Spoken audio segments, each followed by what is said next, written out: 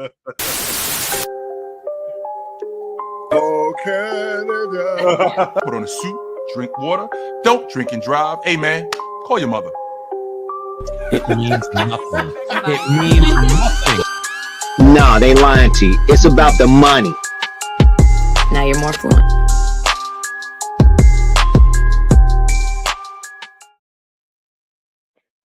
Jay. What up, Tony Tone? You're fired. Just like that? Apparently, that's what the NBA is doing. They're just firing people willy-nilly all over the internet. Like, and not during the off season, not halfway through the season, not. Sometimes I say it's too early. 5 games in, 10 games in. Nah. Let's wait until there's 5 games before the playoffs, and let's fire not just our coach, because we're all crying about Mike Malone, but the GM also was fired as well. Mm-hmm. I blame China. Uh-oh, this is China's fault. What the hell is happening in Mile High? Can you explain this to me? Okay, so Tony, you and I had this conversation not too long ago about Taylor, Coach Jenkins in Memphis. And the logic that I gave you before is very similar to this right here. Mike Malone was on the hot seat before we even knew about it. Coach, they don't make decisions like this when it comes to high-profile coaches or this close to the season. He was already on the hot seat. And with him being on the hot seat, I'm inclined to believe that with him losing the locker room and him being there for as long as he was there, that voice that they had, it just started to get tuned out. And when that voice gets tuned out, then anything that you say, it just becomes even more sensitive to players. So if I say something to you, Tone, about your shot, because I've been here for as long as I've been here, it might not be as big of a deal a year ago, maybe even 3 years ago. But today, because you've heard it so many times, it's like, oh, give me a break with this. On top of that, and you can attest to this being the businessman that you are, Tone, the new CBA has thrown a monkey wrench in a lot of things. And what I mean when I say that the new CBA has thrown a monkey wrench in a lot of things, it's the second apron is crippling teams. And because the second apron is crippling teams, they have to be very careful about how they spend money. And that includes the coach. And I know that there's people who will say, well, what does coaching have to do with it? Well, Mike Malone does not come cheap. I think Mike Malone was on the books for $10 million. Luka has already let us know that if Luka could be traded, anybody could be traded. And the idea that Joker had something to do with this, with Coach Mike Malone getting fired, I would be inclined to agree if the general manager didn't go. Because the general manager is the one who comes, hey, Tone, listen, we're getting rid of Mike Malone.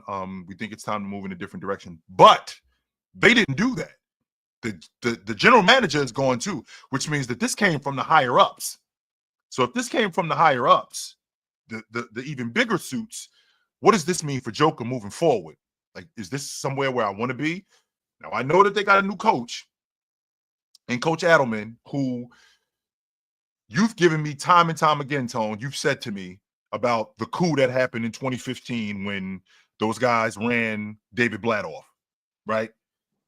When you get a new voice, when you get an assistant coach who's running practice, an assistant coach who's Xing and Owen, this head coach, to my point about consistently listening to you and falling on deaf ears, Tone, after a while, these guys start to think, maybe you should be running things. Maybe you should be running things. And maybe we shouldn't be listening to you anymore. And on top of that, it could also be Joker only knowing Coach Mike Malone and going, if y'all do him like that, my loyalty is to Coach Mike Malone. And if y'all doing him like that, what does that say about me? Especially if Luka has already been traded. That means that at any point I could be traded. So I might want to get in front of this, and I might want to ask out now before this even gets to a space where I end up getting shipped off to Portland or some shit like that. So you said a couple of things that I see where you're coming from, but the second apron shouldn't be a thing that pushes a coach out, right? Like your coaching should be a separate budget that you have set aside for your coach.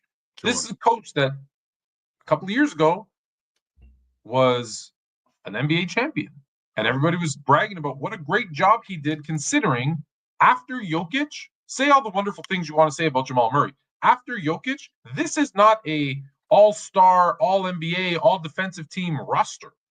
This has always been Jokic, and hope everybody else does their job. Mm-hmm. Right? That's what this team has been built on. They're one game out of the third seed.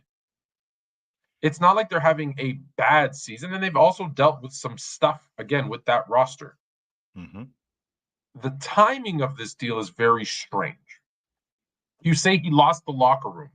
I'm so sick of hearing they lost the locker room. And this is my problem when I say the pendulum, everyone doesn't understand what I mean. The pendulum has swung too far. And they say, Fluent, what are you talking about?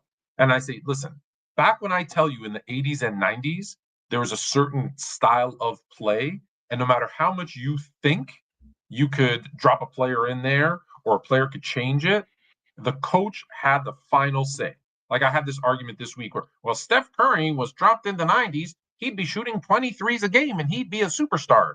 And I'm like, no, he'd be a superstar, but he wouldn't be shooting 20 a game. I promise you, when the number one player for that decade shot like 5 or 6 threes per game and averaged under 15 points per game while doing it, mind you, and shot a high percentage, there's no way they're letting a 6'3" kid come in who should be distributing the ball in their eyes and letting him shoot 10 or 12 or 15. It's just, it's not. Coach had a lot to say so. Yes, he did. Coach had a lot to say so. And so what I mean is when I say the pendulum has swung too far, it's now we have guys who, like you said, all the players, they had a coup. They got Blatt fired. They got, excuse me, the Bucks got my guy Griffin fired. Mm-hmm. The Grizzlies got Jenkins fired. So if that's the case, and I don't know that that's the case, but if that's the case, that it was the players that he lost the locker room, as players, they should be ashamed of themselves because the coach is there to coach you and until the end of the season. You want to make noise at the offseason? Cool, no problem. And I get what people are saying. Well, they trade players halfway through the season. Sure. No offense. It's a lot easier to trade a player than to trade a coach because there's a whole system and philosophy and et cetera that goes along with it. Sure. The next thing. So I don't think the money's a part. I hope it wasn't that. Mm-hmm. I don't think it's the money. Now, the money might be the reason for the GM getting fired because you put us into the second apron and we don't have one other all-NBA caliber player on our roster. Shame on you, right? Shame on you. That I could see. Here's the thing that I've heard. Mm-hmm. Mike Malone and Calvin Booth were at odds with each other. Mm-hmm. It was the GM and coach fighting with each other, and the owners felt like a couple of parents dealing with two little kids, backstabbing and fighting with each other, and they said, you know what? Forget both of you. The GM wanted to fire the coach wanted a new GM, and they said, you're both gone. Ugh. And this is the most dangerous part of it all. And this, I believe wholeheartedly, because now it's 2 times where I've heard whispers of the same thing. Who replaced Griffin in Milwaukee? Doc Rivers. What was his role with the Bucks? Consultant. Who replaced Mike Malone? I think it's what's the name? Adelman? David Adelman. David Adelman. What was his role? I think he was assistant coach. So you're telling me you got these guys whispering in the ear of players, and here's why I bring it up. Here's why I bring it up. The 0-16 Cleveland Browns. Head coach, my friend Hugh Jackson. You know your friend Hugh Jackson, sure. The following season, they bring in an offensive coordinator. Not his choice. and tell him, just you focus on the high level stuff. Let him run the offense. Let him run the defense. Head coach, your job is to be the face of the team. Mm-hmm. And no, I don't know if David Adelman is That's his related son. to Rick. That's his son. There you go. Yeah, that's his son. Mm-hmm. What does he do? Well, he goes and chirps in the new quarterback, Butter Mayfield's ear. Mm-hmm. You know, if I was your head coach, I'd let you do this. I'd let you do that. I'd let you do this. Mm-hmm. They then head coach and offensive coordinator start doing this. And you know what the owners do? Peace out. Fire both of them. Fire both of them. So you got so anytime there's a person whispering someone's ear, what up, Jalen? You got someone whispering in someone's ear, you're a consultant, and it's this late, and it's the players, and that, like, there's way too much stuff to think. There isn't something fishy going on behind the scenes, and I don't like it. I don't like the timing of it. Now, the only reason I like this, and then I'll let you go, Sure, is that I feel now we've eliminated the Nuggets and we've eliminated Memphis from stopping the Lakers. So I'm happy. I'm happy. So of course you all in on this. Of course you are. Right? Of course you all in on this. Here's the thing that I'm thinking about, Tone. Can we fire Steve Kerr? When you fire a coach at this juncture of the season, that tells me he was already out the door anyway. 100%. That tells me he was getting canned, whether it's today, whether it's in the summertime, he was getting canned. You know what else it tells me? It also tells me that you don't think y'all can win it. So because you don't think y'all can win it, that also means that there's major changes coming this summer, which leads me back to the money, Tone, because you are in the second apron, because you re-signed Aaron Gordon, right? You signed Aaron Gordon to that extension. You signed, who am I thinking about? Jamal Murray to an extension. Joker on the books for 2 more years. After this season, he's on the books for 2 more years with a third as a player op, which I'm not sure if he's going to do that. But I think Joker loves Denver, to be honest with you. But when you get rid of the coach at this point, you're telling everybody we're not winning it this year. You're not telling me that you're moving David Adelman over from the assistant coach seat to the head coach seat a week, literally, Tone, a week before the playoffs starts. The regular season ends on Sunday. We're done with the regular season on Sunday. Playoffs start next weekend. So you're telling me that you already got in line this guy moving over from the assistant coach seat to the hot seat, and in a week we're going to make a run at this. No, that's not the case at all. You don't think you guys can win it, and you probably, because good companies, the reason why I have my man, the reason why Tone is up here, because he's the business mind. He's the smarter of the two of us. And because of that, and because of that, he understands business. And Tone, what's the cardinal rule in business when you're firing somebody? See, this doesn't apply. Yes, fail fast. But okay, this is fail too slow. No, Tone. Okay, because again, my man Tony Tone over here, one of the smartest guys that I've ever met in my life, and a businessman. When you fire somebody, you can't fire somebody unless you have a plan. Yeah. There you go. Oh, okay. Absolutely. So they ain't firing Mike Malone and just shooting the breeze like, all right, let's see who we got here. Let's look in the yellow pages and let's see who. But no, they already have an idea of who their guy is. They already have an idea of who their guy is. And I think that they've taken this season and I think that they've scrapped it. Even though why not let him finish? And the That's reason my why only problem. Let him finish. Listen, the Toronto Raptors knew. Yep. The Toronto Raptors knew they were done with Dwayne Casey. They knew they were done with Dwayne Casey. They knew that what they needed was a different voice, a defensive mindset, and they felt that they had that guy in Nick Nurse who had like these really cool, intricate defenses that the team could flourish with. But they let Dwayne Casey go through the playoffs, see what he can give him a last chance. Okay, didn't get to the promised land, fired him, allowed the new coach to come in, implement his changes, obviously tweak the roster significantly. Sure. And go on your run. This, to your point, says, white flag, we're not good enough. How can you be the fourth one game out of the third seed and think we're not good enough? Game and a half out the third seed. And the difference with that is you are looking at everything that we're doing on the surface and going, can we win with him at the helm?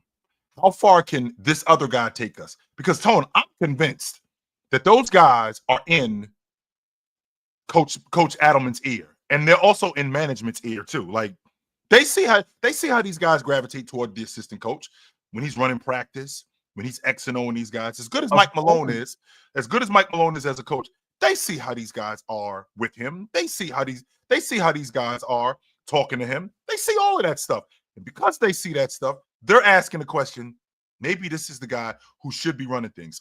But management is also looking at this going, for a second? Pause. Because that's nonsense. You know that the assistant coach is the good cop. It's the fun parent. It's the cool uncle. They don't have to be the ones who discipline you and have bad conversations with you. The assistant coach is always the one But that's how they end up. Right, sure. And that's why moving to that other role, he's not going to be the cool dad anymore. No, he isn't. However, that doesn't mean that he's not going to get the job of being the cool dad. That doesn't mean that he's not going to get that. He's going to find out really quickly that, you know what, maybe this job is a lot more difficult than I thought it was. And it's not like he didn't see it. Let's not make it sound like, Tone, that him being the head coach, like he was around Mike Malone the entire time. So he knows what it looks like to be the head coach, to get questioned, to be the X and O guy, to have coaches trust you with what you're doing, to have players. Since 2017. Yes, and he's been there for 8 years, Tone. Mike Malone's been there for 10 years. So that's not Mike Malone's guy. That is not his guy, but he's there. Yeah, Mike Malone did Mike Malone bring him in? If Malone's been there for 10 years, he's been there for 7, then yes. Yep. You would assume.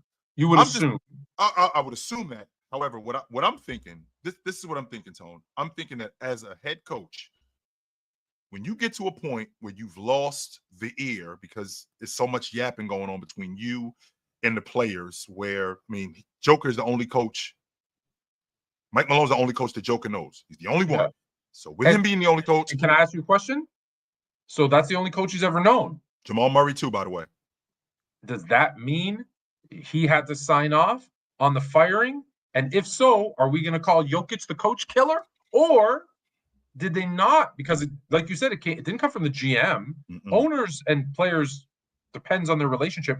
I'm not going to say they often talk about this type of stuff. Typically, that's the GM head coach would have that conversation. So the ownership, if they didn't have the conversation, didn't get his sign off, and Jokic likes Mike Malone, and that is the only coach he's ever known. And guess what? There's way more horses in Texas. You might have just pissed off your one and only chance of being a great team. To be honest with you, Tone, to answer your question, I don't think that they got Joker to sign off on it more than they informed him. Like, it wasn't, hey, Joker, how do you feel about us moving on from Mike Malone? No, I think they just told him that we're doing this. And that's dangerous. And what is he going to do now? Like, we're going into the playoffs. It's not like he's going to ask out. This isn't in December where we still got 2/3 of the season left. No, this is a week before the playoffs start. We're moving in a different direction. And very much like what's going on with Sabonis in Sacramento, I'm confident there's going to be a sit down with Joker and management. I got 2 years left on my deal, right? I got 2 years left on my deal with a player out. At the end of this season, whether they win it or not, which I'm thinking, I don't think that they're going to win it. But at the end of this, I'm thinking he's got to have a sit down with management. What are we doing, guys? Why do I need to stay here? What about me being in Denver is intriguing to me, considering what you guys, the direction that you guys are moving in. Now, I know that with having Coach Adelman as his assistant coach for the last, 7 years? He's been there since 2017, you told me, Tone? Okay, yeah. So since 2017, he's been there 8 seasons. So because of that, I'm asking myself, all right, which direction are we moving in? Aaron Gordon has gotten hurt. Jamal Murray is broken down. Do I want to move on to a different situation where maybe, quite possibly, I can get with maybe some younger guys, maybe some more experienced guys, and continue what I'm doing right now? Because for all intents and purposes, Tone, ain't no guarantee that I'm going to keep doing this for 5 or 6 more years. I'm 30 years old. I probably got 3, maybe 4 more years tops before I start slowing down. So I don't know. I don't know how much longer I'm going to be able to do this. So I think that there's going to be some questions that need to be answered this summer from Joker, not even this summer, in the exit meeting with Joker. at the end of this season, which direction are you guys going in? Because if you're not going in the direction that I think you should be going in, I will ask out. I 100% will ask out. I'm starting to think that they're done with Jokic too. Why? What gives you that idea, Tom? Well, I'm looking, and I want to see who owns the Denver Nuggets. Uh-oh. Because if they were that, because listen, let's be very clear. Not every owner wants to win championships. Not every owner is a ride or die basketball fan. I need to win championships.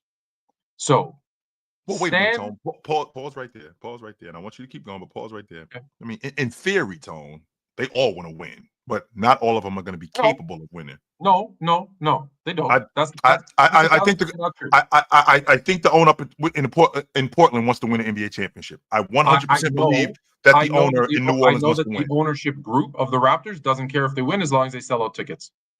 Well, they already won, so of course. No, even before, their hockey team hasn't won since 1967. They don't want to win. They want to give. They sell hope. Hope sells tickets. Championships raise the bar, raise the expectations, raise ticket prices. What is the Lakers' expectation every single year? Winning it, right? That's now the expectation. But if you have a shot in Portland, if Portland was a title contender, how crazy would the fans in Portland be? A lot crazier than they are now, I can tell you that. So you sell hope. And my point is, if you don't care about basketball, if this is an investment to you, right? Then and Mark Cuban said it best. Now it's basically it's real estate more than it is running a sports team. It's about real estate. So do you know how Stan Kroenke? I know I said his name wrong. Do you know how he got his money? I don't. His wife, Ann Walton. She's the Walmart. She's a Walmart heiress. She's the money bags. Okay. He married up. He married the money bags. Okay. I don't know. And listen, I'm not saying this for fact. I'm asking the question. I don't know. Is he a basketball guy that wants to win? Or is he a guy that says, hey, we won a championship. That was cool, but I'm losing money. Or when I say losing money, let's be clear, I'm not making as much money as I could if my salary, like if I was because here's how they do the math. If I was at the salary cap and I wasn't paying a tax and a luxury tax and a bonus tax and I did the tax, if I was just here, right? It basically says, so my salary, I'm using round numbers to make it easy. Sure. Right? If my salary cap is $100 million, and because of all the taxes, I'm paying $300 million, I think, well, with the TV deals, the ticket sales, the concessions, etc., that's how much revenue I'm going to bring in. So the easiest thing to do is instead of paying these guys $150 million and being taxed and paying $300 million, if I get below the cap and I pay $100 million, well, bro, that's $200 million extra dollars in my pocket for just getting rid of some players. That's in my pocket. That is coming now. It's turned into a business again. As a businessman, you don't think of anything else. You go, I can pay the NBA $200 million in tax, or I could put $200 million every year in my pocket. What do you think he's going to do? What are we talking about? Goodbye, Joker. Goodbye. Goodbye, so Joker. I'd be like, hey, we fired the GM. We fired this. We have to. And you know what? It could easily be, we went to Joker and said we want to rebuild. He said no, so we had to move on. We got the best package that we could do. And hey, you know what? New era in Denver. We've shown you, here's where the title comes in. We've shown you that we can build a championship team with a second round pick as our best player. Trust us. Okay, let's go. And you did. That's really good insight, Tone, because if I think about what they did with Joker, to your point about getting him as a second round pick, you didn't think the Joker would be this good. In fact, you didn't even know who he was. You didn't even know who he was. And the fact that we're going to build our unit around a second round pick who turned into the best player and arguably the best big man of his generation. Now, if we can find that in the second round. At that time, they also had Jokic, correct? Yes. At that time, don't try to be smarty pants. No, liars. 2015, 2016, when this was going on. Jokic, I believe, to Portland Instead of Jokic, would anyone have had said boo at that time? No, nobody would have said a thing. He was a guy averaging 10 points and 5 rebounds. Like he was, no one thought. Now, in retrospect, if he would have become who he became, they would have been like, Right. "Oh, worst trade in NBA history." But at the time, no one was thinking of. No one was like, nobody was thinking that. So they could easily sell the fans of Denver. Listen, we've got to retool. We're going to come back stronger. We know how to do this. We've shown you that we can. Now, here's the problem, though, Tone. The problem with that is that there's going to be a riot. And the reason why there's going to be a riot is because you're not just handing over Joker. You're not just handing over a player. You're handing over the best player in the league in his prime, in his peak years. You have he's expensive. And okay, I get that part, He doesn't want Tone. to be here anymore. He wants to go ride his horses. Like they're going to have to do which isn't true, by the way. No, it's not true. They're going to have to do. They're going to have to do what Dallas did. Oh, he's fat. He's lazy. He's an alcoholic. Right. Which is awful. And that could blow up in your face, Tony. And the reason why that could blow up in your face is off the strength that none of this stuff is true. So now, when players find out that this isn't true, well, this is the kind of ship that they're running in Denver. This is the kind of ship that they are conducting in Denver. Why do I want to go play there if their best player that they've ever had in the history of their franchise, this is how they're treating him? Why do I want to go play there? Because if they're going to treat him like that, they damn sure going to do me like that. I'm going to be nothing to them. So, but wait. Here's a $200 million contract. Do you care? Guaranteed. For $200 million, you can probably get some. You could probably get that has a tendency for $200 million. You don't care anymore. That has a tendency to turn some people away. However, Tone, to play devil's advocate here and to counter that, we've seen players say no to other. I saw Tracy McGrady tell Chicago no, right? I saw Kevin Garnett tell the Bulls, I'm good. No, I saw that. But now, to your point, notoriously cheap. To your That's point, different, but yeah. To your point, if we're talking about, his $175 million, his $190 million, more times than not, now this becomes a principle thing if you're saying no. It's not because of the bread, 100%. But what Mike Malone, what he has done, what has happened to Mike Malone has now become the trend. Because this is the second time. By the way, this is the second time, Tone, in what, 2 weeks that we've seen a coach get fired right before the playoffs. With that being said, what does this mean for the future of NBA coaches? What does this mean for the future of NBA players? Because, like I said, Luka threw a monkey wrench in this whole thing. Luka threw a monkey wrench. Luka proved what I've been telling you since the day we met. For years, everybody is tradable. No exceptions. There's nobody that's untouchable. Nobody. No exceptions. Which I didn't buy that, Tone. I want to make sure that the audience knows. Tone told me this 3 years ago, that there's nobody that's untouchable. The question is will you do it? It's not that it can't get done. It can get done. They give you enough to do it, but yes. There's no. You know what? Remember, I don't know what generation you stopped watching wrestling, but the $1 Million Man used to always say, "Everybody's got a price." Everybody does, and he's not wrong. No, he's not. I like this, by the way. Nicola. You wish. That's what I'm going to say to you, though. You wish. I do wish. I do. I have 100%. I do wish. Just like I seen a meme today with Joker with a Celtic uniform. You wish. So let me make sure I'm getting this correct. Here's the thing. To answer your question, here's what I'm afraid of. Mm-hmm. In the NHL, don't ask me what year, what team, but it's recent. In recent history, they fired a coach right before the playoffs. That team went on to win the Stanley Cup or make a deep run to the Stanley Cup final.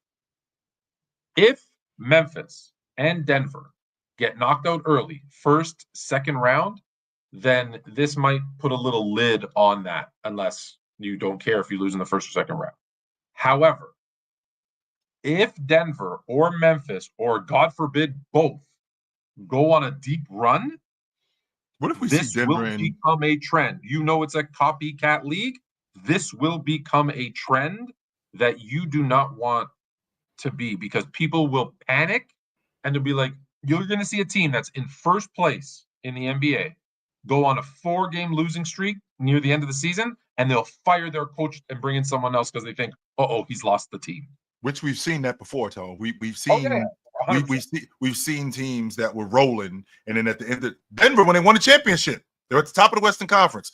I think they lost 5 of their last 6 games before the playoffs started. Mike Malone didn't get fired. Focus. Right? I can move back to, I can go far as back as the Rockets in 1993-94. They lost 4 of their last 5 games, or they had a 4-game losing streak late in the season, and they end up winning the NBA championship. The Warriors in 22, I mean, they lost 6 out of 7.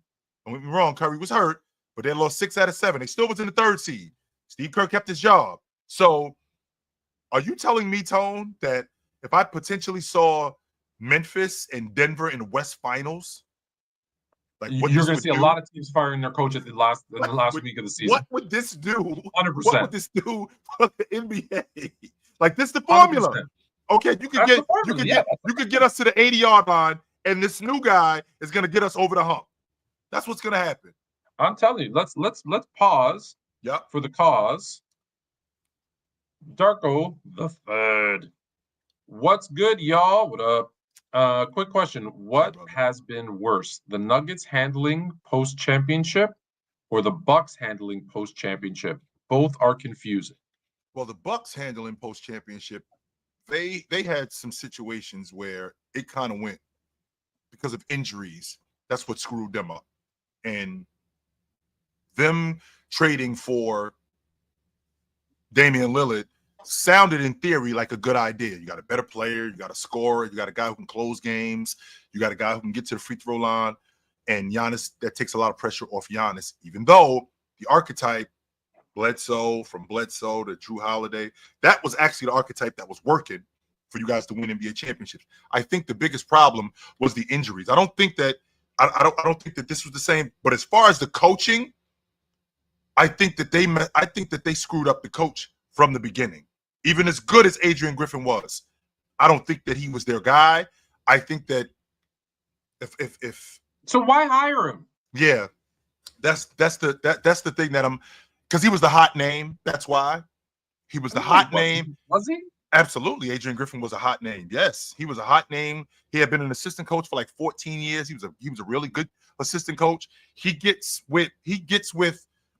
I believe he was if he wasn't up in Toronto. Yeah, he was in Toronto. Yeah, he was in Toronto. He was up. He was assistant to Nick Nurse. Yeah, and he was on that staff when they won a championship. He's a damn good coach. He proved what he was doing in Milwaukee. 100%.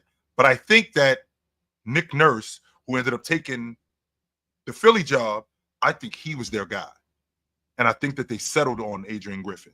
And they got in a space where they had a favorable part of their schedule early in the season, and they were rolling. And it should have it should have continued to work, only except it didn't, because there were people, Giannis in particular, who told perception is reality. So we see Giannis getting into it with the coach on the sideline. We see Bobby Portis getting into it with the coach, and these guys aren't buying into what they're doing. In the words of my man Tony Tone, when you fail fast. So before he ends up losing this crew, let's get somebody in here who, by the way, we've already been yapping with anyway.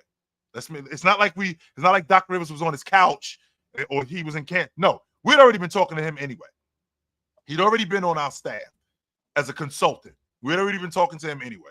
And Doc Rivers would say, why are you guys doing this? Give me a break. You know why they were doing this. And you were all for it, because if you weren't all for it, you wouldn't have taken the job. You wouldn't have taken the job. So I'll say my answer is actually the opposite. I think the Nuggets have handled their post-championship, have handled it better than the Bucks. So I think the Bucks handled it worse. So I'll go in reverse order. I'll start with the Nuggets. The Nuggets handled it in the sense that they won. They kept the coach.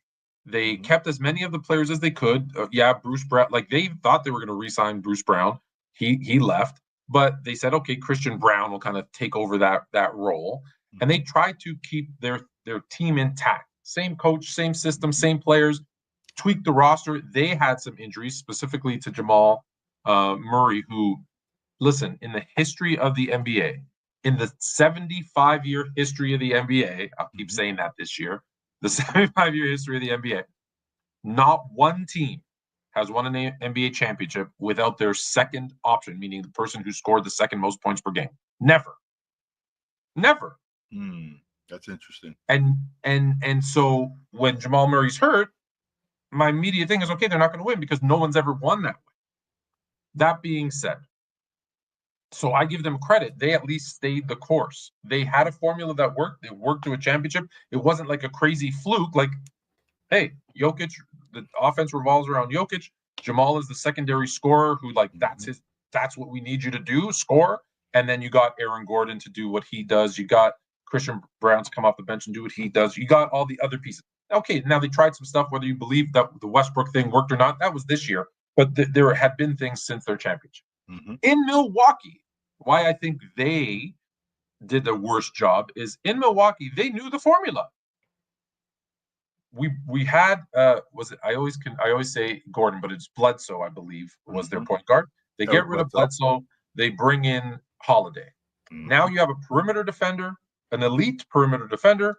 You know you have elite in the back there with Lopez and Giannis, and enough scoring from Giannis, from Middleton, etc. And Holiday when you need him to, outside shooting, spreading the floor with Lopez. You have the dirty work guys in Portis and I'm forgetting the kid, Grayson Allen. Like, you had those pieces. So you had the pieces. Connaughton. You knew, Connaughton. You had the formula, and those pieces are there. Yeah. So you say, okay, the coach, you want to say he ran his course and you're going to move on from him? No problem. So you have this defensive-minded team that can stop when they need to get stops, and they can score enough to win a championship. They proved it. So you bring in a young, and maybe he was their second choice to your point, but you bring in a young defensive-minded coach to get them going. And what's the next move you do? You get rid of your best perimeter defender and bring in a guy who is a pylon. I don't care what you want to say about Damian Lillard. At this point in his career, he's never been an elite defender. He's not now. Could he play in spurts? Sure, but you know what I mean. In comparison to Drew Holiday, he's a pylon. So now you get away from the defensive stuff. You also, I believe, did they not also help out the Suns by sending Grayson Allen and whatever in some package deal to the Suns? They just handed them over for a bucket of extra crispy in the six defense. You get rid of some of that toughness off the bench, but you have this defensive-minded coach. He comes in, and he's rubbing people the wrong way because he's holding them accountable. And guess what? They're winning. Well, they don't like him. Let's fire him. They did everything wrong at every single step, which is why I think they handled it worse than Denver, because at least Denver said, hey, let's run it back and see what we can do. Only except they didn't, and that's where you and I are on opposite ends, Tone, because they didn't say let's run it back. In fact, not only did they not say that let's run it back, they got cheap. They lose KCP. KCP goes to Orlando for the money. They end up losing KCP because of the money. They end up not paying Bruce Brown, and he goes and plays somewhere else for a little bit of money in Indiana. So now what has to happen is now we have to rely on the draft picks that we got. We got to rely on Strother now. We got to rely on Bruce. We got to rely on Christian Brown. We got to rely on guys like that. We got to rely on. I'm not saying they were perfect. I'm not saying they were perfect. I just think the Bucks did more wrong. We got to rely on Peyton Watson in order for us to be productive. So now, Aaron Gordon, he's got to duplicate what he did last year. The scouting report is out on him. The scouting report being out on him, that he's got to be a shooter. Okay, so I lose KCP as a long ball shooter. I lose Bruce Brown, like you said about Grayson Allen in terms of that toughness. I lose that from Bruce Brown also. And then on top of that, I have to deal with injuries. So I got to deal with Jamal Murray being in and out of the lineup because he's got a calf injury. Well, the Bucks had that with Middleton. 100%. They 100% they had that with two teams are alike. Yes, 100% they had that with Middleton. But I feel like there was more circumstance in Milwaukee than it was in Denver, because I feel like there was some things that got out of control in Milwaukee that didn't happen in Denver. Like, we lost Giannis for the playoffs.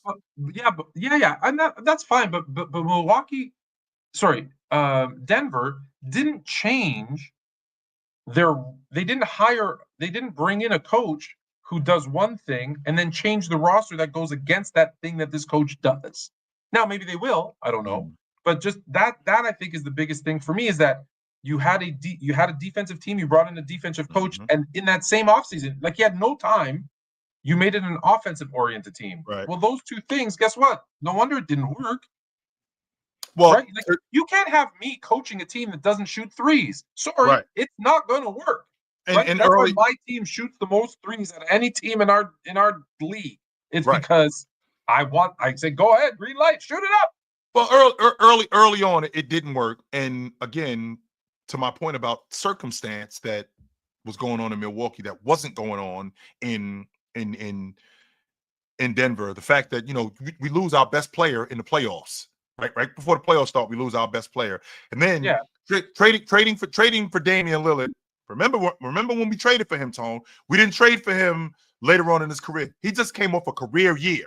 He was third in the league in scoring. He was playing he was third in the league in scoring. Record with him, right? They ended. Well, they were right on the doorstep of making the playoffs, and then they realized that being a play-in team, it wasn't going to work, so they ended up shutting them down for the rest of the season. And at that point, it was obvious that in Portland, this was as far as we were going to go with him. No. I didn't mean. I meant when they made the trade to Doc Rivers, which is also unfair, Tone, because again, this is an adjustment thing. They traded for Damian Lillard to show Giannis we're not just going to sit on our hands and do nothing. We're going to do something. Now, there's that pendulum swing again. 100%. 100%. We're either doing this or we're doing that. We're not, kind of doing this or we're going to do some of this. Nope. We're either going here. I have to prove nothing to Giannis. I put a roster together and got you a championship. I pay you $300 million. You're going to play with the players I put in front of you.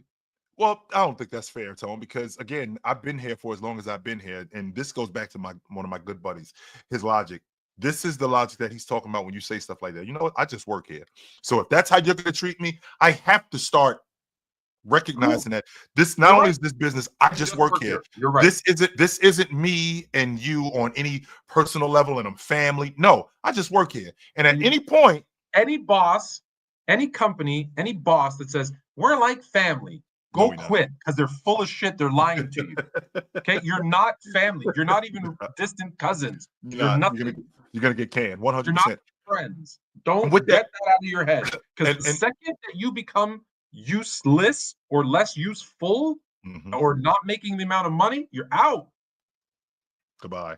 No. All right, we got another super chat. Let's jump in because it's along the same things. Darko the third. I think teams might be, and I like because I believe this 1,000%. I think teams might be hesitant to trade for Nuggets players because the players might be a product of Jokic greatness. So it could taint the market for players that Denver would consider dealing out. I 100% believe this. I vividly remember Larry Bird being the GM. He was an executive with the Indiana Pacers, and they had asked him about players on the Cleveland team that he would play for him, and he was like, I don't want them dudes. The only reason why they're doing what they're doing is because they play with James. Yeah. No, I don't want those guys. Because the only reason why they're doing what they're doing is because they're playing with him. When they play with him, when they don't play with him and they come over here, now all of their deficiencies just get heightened. And now it becomes something where now I overpaid for him and I look like an idiot. So no, I'm not doing that. Now, to your point, Tone, and remember, ladies and gentlemen, I'm talking to a businessman here. So the players that the Denver Nuggets have, I would be reluctant to trade for them depending on what they cost. Because at the end of the day, this is about bread. So if I'm going to get Aaron Gordon, what's it going to cost me to get Aaron Gordon? Am I going to have the thing? Because he looks so good playing next to Jokic and won a championship, he's going to be too expensive. Is he though, Tone? Because again, unless they have a fire sale, and they just dump everybody for, as you would say, a bucket of extra crispy and a 6-pack. That part he's gonna, like. Why do you think they didn't re-sign KCP and Bruce Brown? The dollars were just people were saying, "Oh, championship team player. Oh, I want them. Paid them too much, and that's why those two players are gone." And KCP made a lot of sense though, Tony. I mean, if you think about where I am, think about every little white slot receiver that played with Tom Brady, and look at what they did when they weren't with Tom Brady. Before and after. Yep, Edelman. It's a perfect example. Yep. Perfect example. Edelman, Like, look at yes. Westbrook was playing alongside LeBron James, and we thought he was a bona fide scrub. We thought he should be out of the league. He Now plays it's like, with- oh, maybe he wasn't that bad. He might be able to play 2 more years. Yeah. He might be that good where he might be able to play 2 more years. And guess what? No Someone's question going to about it. pay him in the offseason, and he won't be next to Jokic, and they'll be like, who the hell's this guy? Well, he's got 1 more year left on his deal in Denver. So I Maybe think they trade him. Maybe they trade him. Maybe they will. And I think a lot of it has to do, if I'm being honest, I think a lot of it has to do with what happens over the summer with Joker. Because if this team ends up getting bounced in round 1, and I mean they go out in flames, yes, there are gonna be some people, especially Joker's people, that's gonna want to know what we're doing. What exactly are we doing? What do you think of Jokic to the Mavs for Anthony Davis and Kyrie? They already made their blockbuster trade, Tone. They're not doing that again. Anything is possible. Even though the people of Dallas, if you could get Joker in Dallas, they will forgive the They'll Luka. give him a ranch with all the horses he can. Yes, they'll if you could get Joker to Dallas, okay, we good on the Luka thing. As much as we love Luka, we good on it. Jalen Carter. What up, music. yo? Go What check up, him Jay? out. What's up, brother? Jalen Carter music. Go download his stuff. We've had 6 different champions in the past 6 years. First time in NBA history that's occurred. Are we in the era of ultimate parity? So let's see. The 70s had a bunch. In the 70s, we had the Knicks won it in 70, in 69-70. Milwaukee won it in 71. Lakers won it in 72. The Knicks won it again in 73. The Celtics won it in 74. The Warriors won it in 75. And the Celtics won it again in 76. So this is this parity is pretty impressive. It is. This parity is pretty impressive. But is it parity though? Yes. I don't believe it's parity. I think it's parity off the strength that the style of play is different with each of these teams, because the Lakers in 2000 are way different than the Nuggets, or the Lakers in 2000 are way different than the Warriors in 2022, and the Warriors in 2022 are not the same as the Nuggets in 2023. The Nuggets in 2023 aren't even close to the same as what Milwaukee was in 21. So the 21 Nuggets, I'm sorry, the 21 Bucks, they aren't the same as the 24 Celtics. So I think all of these teams are different. That's why I think that there's parity here, because you can win it in different ways. Even though we got a bunch of long ball shooting teams, I just think that these teams are all different in their own right. And you know that we check our facts here, Jalen. So we had Oakland. What the hell? Why do I have? Oh, okay. My apologies. We have Boston, New York, Milwaukee, Los Angeles, and then New York. You're right. Okay. Yeah. All right. Yeah. It's this stupid thing that I pulled up had the ABA champions in there too, and I was like, 7 in a row. 69 Celtics won it, and 70 the Knicks won it, 71 Milwaukee won it, 72 the Lakers won it, and 73 the Knicks won it. I don't know why they're mixing in ABA with NBA. I really don't. The same franchise, but different teams, but the same franchise. It's not. They didn't play in the NBA. They didn't play in the NBA. Get them out of my NBA list. I wanted to prove Jalen wrong. Yep. But to my point, I don't think it's. Here's why I say I don't think it's parity. I think that parity can only be created if the teams are equal and consistent. And what we don't have is why I say it's not parity. It's because, look at every time there's a championship team. How often does the same team come back healthy the next year? In the last couple of years, it hasn't happened. It hasn't happened. So you're dealing with more injuries, more free agent moves. And I think more it's free agency moving pieces around, because every time there's a team that wins a championship, people start to pick at their players. Right. And people always think, well, it's the star players. It's the number 1 and 2 guys that and it's not. like those guys are the ones that get you an opportunity to win. It's the other guys that get you the win because, like I've said, you don't win without your number 2 scorer.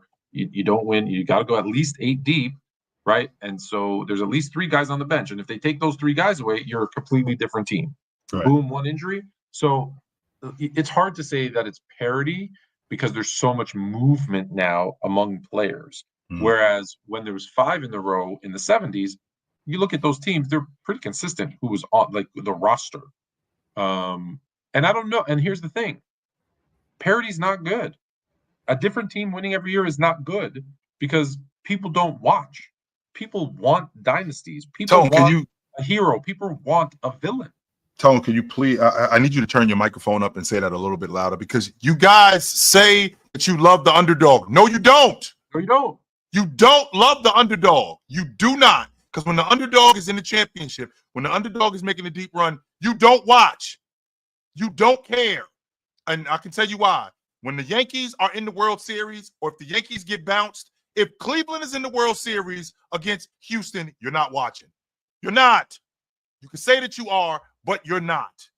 If the Oklahoma City Thunder go up against Cleveland in the NBA Finals this season, you are not watching. But if the Lakers end up in the NBA Finals against the Boston Celtics, you're going to watch. If the Boston Celtics end up in the NBA Finals against Oklahoma City, you're going to watch. But you are not watching the Memphis Grizzlies in the NBA Finals. You're not. I got you, Jalen. It's not the first time in history. Let me give it to you. 1975, the Golden State Warriors.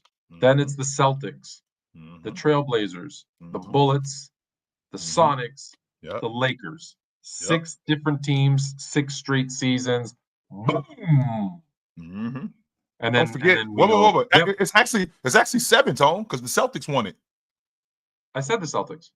That's right. The Celtics in 76. No, I started the Celtics were in 74, so I can't include them. So 75 is the Golden State Warriors, 76 is the Celtics, 77 is the Trailblazers, 78 the Bullets, then the Sonics, then the Lakers. Because then the 7th year was the Celtics again. And then we know the 80s was the Lakers and the Celtics were in every single NBA final. And then we know the Bulls and Rockets in the 90s. 2000s, obviously the Lakers, and then it's Cleveland's. It's Miami, Golden State, Cleveland, whatever. Right.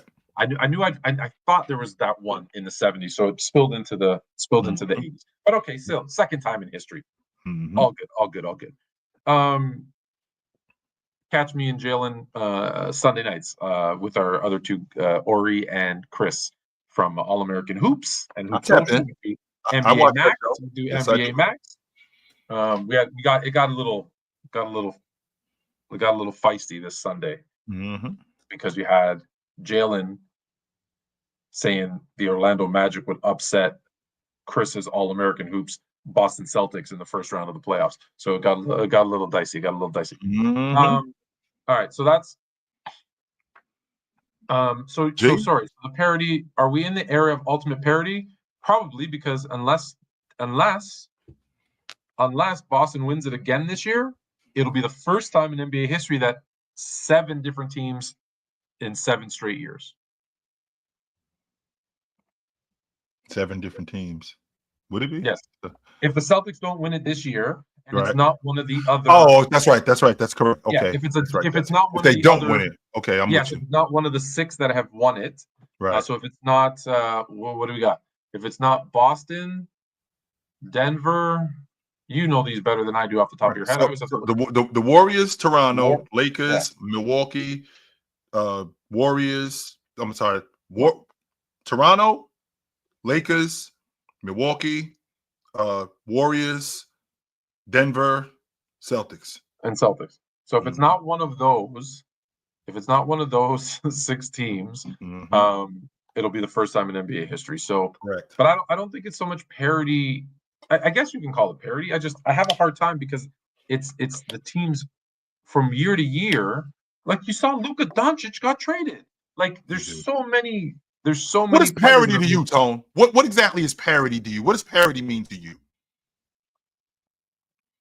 Because I think and I want you to stay on. Parity means all things being equal, Mhm. the teams are equal in and on any given day, anybody can win a championship. And I don't feel that's the case because if I look at most years, there's only a couple teams that can win, and then the ones that have won have to deal their roster changes. Because So, essentially, but I guess I get, but you know what? And that's why I'm kind of going back and forth with it because now I'm like, well, that's part of the league, so it does create a certain sort of parity, I guess. Like does it in though, the Tone? NFL, yeah, well, in the NFL, that's why I say I go back and forth because I like the rosters to be the same. But then I Right. see the NFL, and in the NFL, you can go from a 3-win team to a Super Bowl team Which in is one my, season.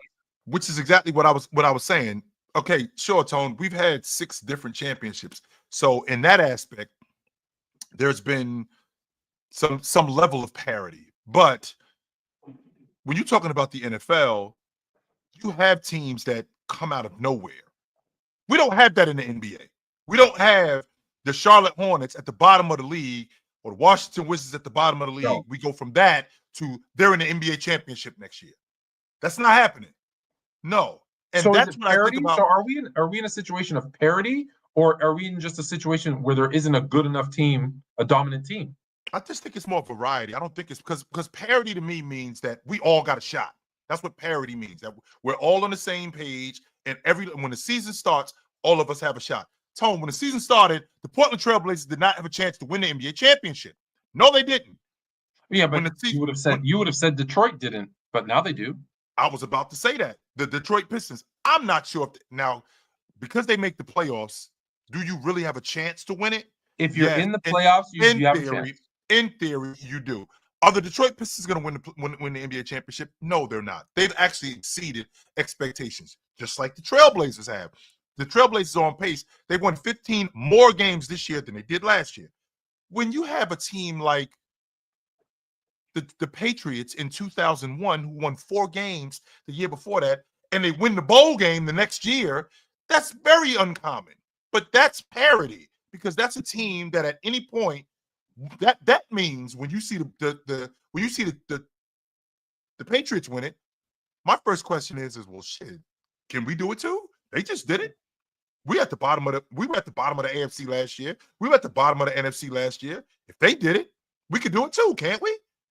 We ain't thinking about that in the NBA, Tone. You're not looking at But it's easier. Pistons. It's easier in this sense, and I'm not saying it's easier. The NFL is not easier, but I'm saying in this sense. In basketball, you got to play 82 games. Right. And it's a lot harder to hide your deficiencies over 82 games. Where in football, like if you go on a 6-game run, that's all you need. Right? Like that's half the season. Yeah. You know what I mean? So it's again easier to go on a run and you know, you make the playoffs, go on a 3, right? You go just think about it. Wild card, semifinal, conference final, Super Bowl. 4 games you got to win the Super Bowl. So you can, as long as you make the playoffs, all you got to do is go on a 4-game run. If you go on a 4-game run in the NBA, it's nothing. Okay, you won a series. Like that's it. And then you got to go do it again. 3 more of those. Then you got to go do it again. Yeah, like so. And then do it again after that. And that's assuming the run started at the beginning. You could go on a 4-game run, and it just means you win the last 2 games of a series and the first 2 games of a series, and then you still got 2 more to win. So you know, again, not easier by any stretch. I'm not. You know, I love football, so I'm not knocking it at all. But it's easier to have those turnarounds because it's a smaller sample size. Whereas you know the reason there's a 7-game series in most situations, not all. Right. The better team will win because you have opportunities. Whereas in a 1-game playoff, anything is possible. It could be weather in the case of football. It could be one injury. It could be a bad game. It could be the ball just bounced, you know, to your. So there's so many things that can happen in 1 game. So that's why I say it's easier, and I say it with a lot of respect for football. Let's go through some of our headlines. Sorry, I don't have my soundboard. I know some of you actually really are happy about that. Don't worry, I'm going to do extra next week. Let's go through because there's a lot. And let me start with a question about my Lakers. Is Austin Reeves the best undrafted player in the history of the NBA. The best undrafted player in the history of the NBA. Wow, Tone. I mean, there's been some pretty damn good players who were undrafted. You know, Ben Wallace was undrafted. Yeah, but he could only play on one side of the court. Yeah, he could only play on one side of the court, but man, did he affect that one side of the court, though? Yes, sir, he did. He affected that one side of the court, and he affected that one side of the court tremendously. He's in the Hall of Fame because of that. So I'm not sure if Austin Reeves, he's still got a lot of work to do before we can say that he's the best undrafted player. He's only been in the league for, I think this is year 4 we're in right now with him, if I'm not mistaken. I think we're in year 4 right now. He's still got a lot of work to do before we can put him in the category of best undrafted players in NBA history. Nah, I don't think he's there yet. Nope. Can I ask you a question? You just did. I hate when you do that. Did they extend the how long a quarter is? No, not that I'm aware of. It's still 12 minutes. So how are the Lakers and OKC 43-43 after the first quarter? Because that's what happens when you're playing against a team like the Lakers that's been hot as they've been. I mean, they made 22 threes the last time they played them. So it's now 77-67 with a minute and a half to go in the second quarter. So OKC is probably going to drop 80 at least. They're on pace to score 160 points. The Lakers so they're ahead of the Lakers by 10 right now. They're up 10. They're up 10. Yeah. Yeah. Oh, they got to get them. They got to get them back. You know. Of course, you got to get them back. Hell yes, we owe y'all for what y'all did to us. Yes, them 22 threes. Yes, we owe for what y'all did to us. Which I mean, I understand it. I won't argue that.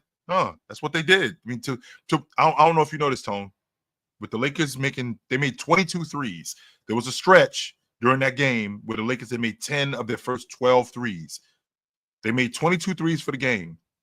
You have an 86% chance to win. You make 22 threes. In the history of the NBA, 14% of the teams who've made 22 threes or more have lost. I mean, 4 out of every 5, almost 90% of the teams that have made 22 threes or more have won. Now, does that mean that that's what it's going to take to beat Oklahoma City 4 times in a week? No, because that's not realistic. But that's what it's going to take to blow them out, though. Yes. That's 100% what it's going to take to smoke them. Yes. Fair. Speaking of the Denver Nuggets, Dosh Kronicki, I don't know how to say his name. I don't care. Unless he starts signing my checks. Said to message to the team, play hard and have fun. You know what that means, Tone? I just work here. That's what that means. It means you just work here. So shut up and do your job. That's exactly what it sounds like to me. As someone said to LeBron once upon a time, just shut up and dribble. That's what it sounds like to me. Shut up and do your job. Go out there and play fun. I don't like where this is going. I don't either. Not at all. Because, Tone, what it sounds to me like, I am the boss. This is what I'm doing. You are the employee. This is what you're going to do if you want to continue to work here. And it's that simple. And I don't have to inform you of every decision that we make around here. I don't have to inform you about trades. Pay grade. Yes, sir. And pay grade. Tone, we live in a society with social media, with how much information we have access to. We are under the impression that we need to be involved in everything. No, you don't. There are some things that are none of your business. There are some things that happen that have nothing to do with you and won't have anything to do with you, and it's going to cost you your job, sticking your nose in it. Now, don't get me wrong. There are things that I feel like I, as one of the better players on the team, if not the best player on the team, there are things that I should be privy to, right? There are things that I should be consulted on if you want me to continue to work here, because I am, as a valued employee, I'm one of the best employees. I am the best employee that you've ever had. And if you want me to keep working here, you should probably involve me in some things, right? With that being said, though, Tone, right? With that also being said, you are an employee, and I do understand I do understand that because of the amount of money that these guys are making. Can we be clear? Can we be clear? You're not an employee of the NBA. No, you work here. You're you work for the Denver Nuggets. Employee of the team. Okay. Now, no, don't get me wrong, Tone.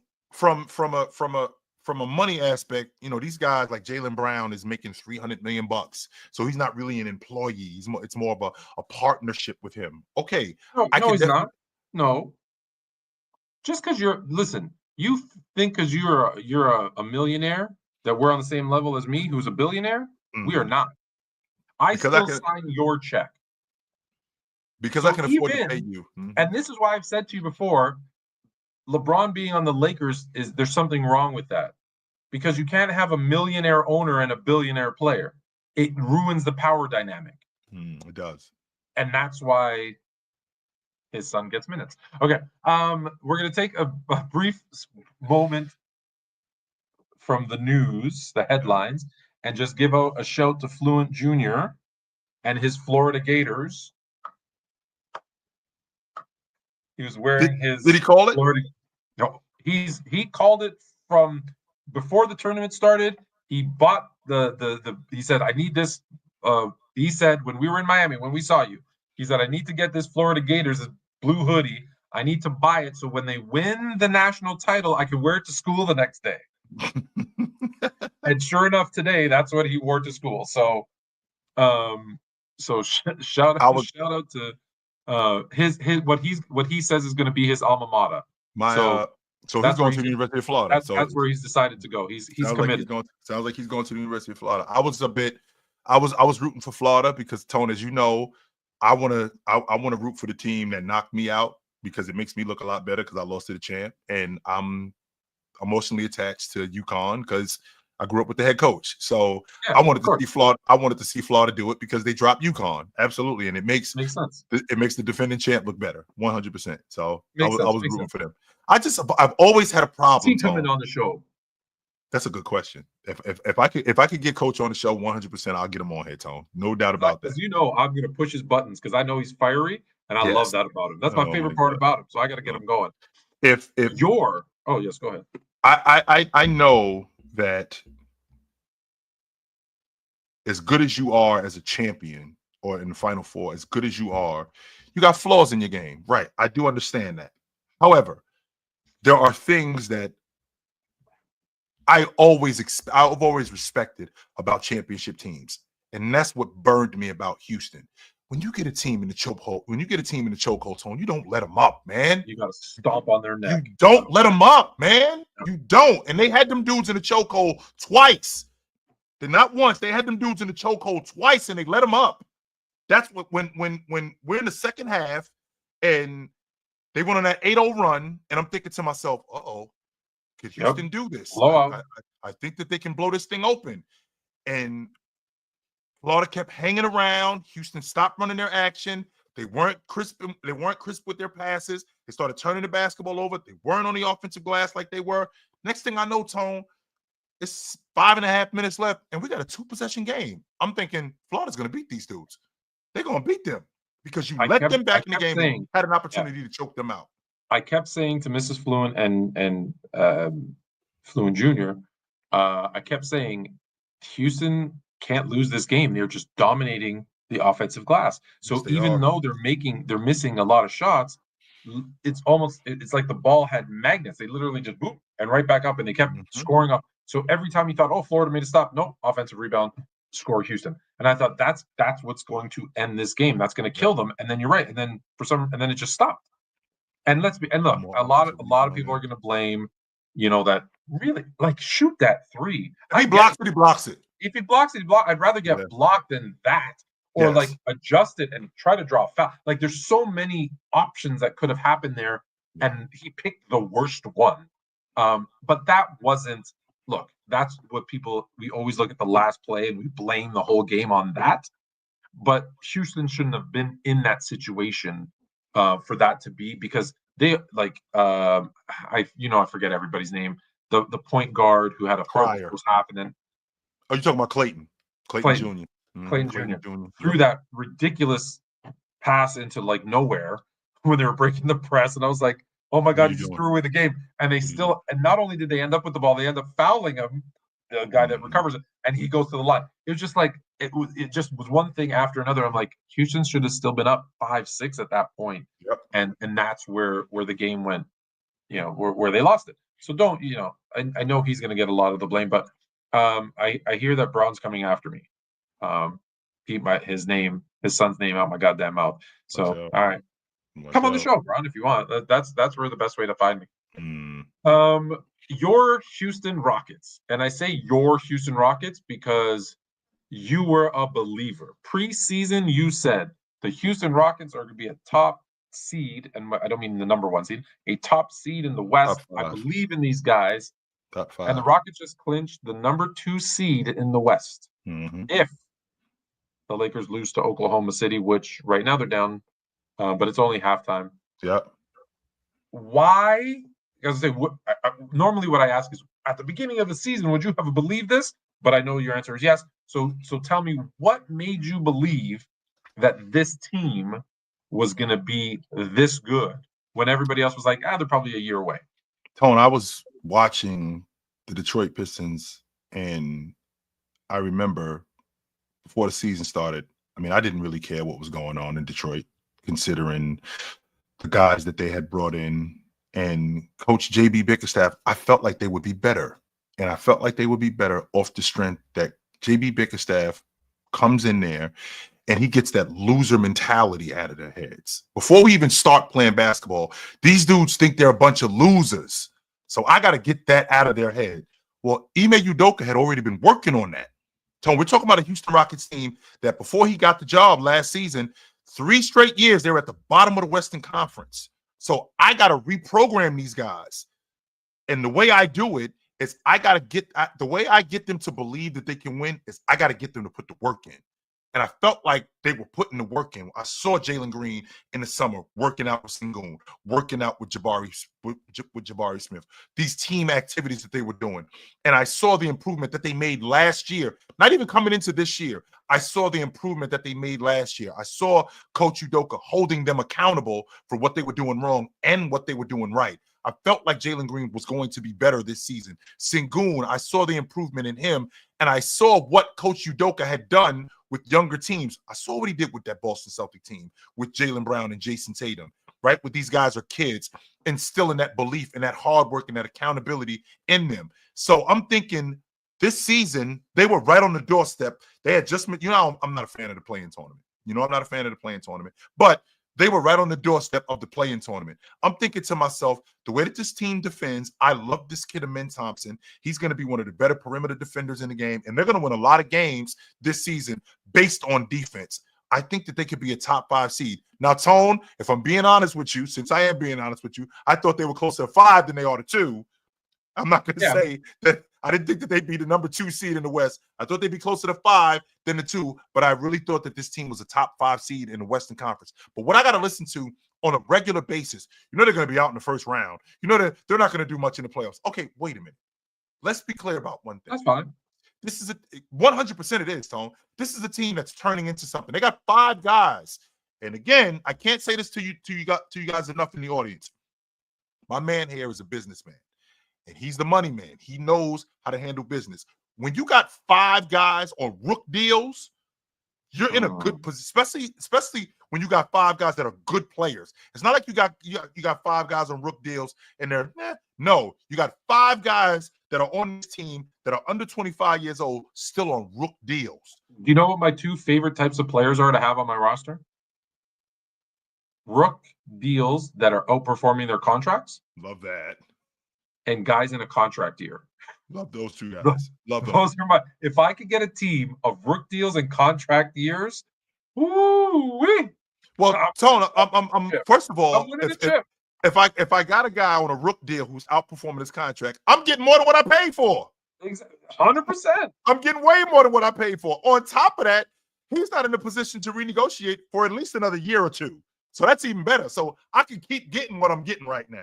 Yeah. Keep doing what you're doing. I'll pay you. Yes. Sure. 100%. I'll pay you. As time goes on, I got you. I definitely got you. Hey, DeMar, I ain't trading you. Don't worry.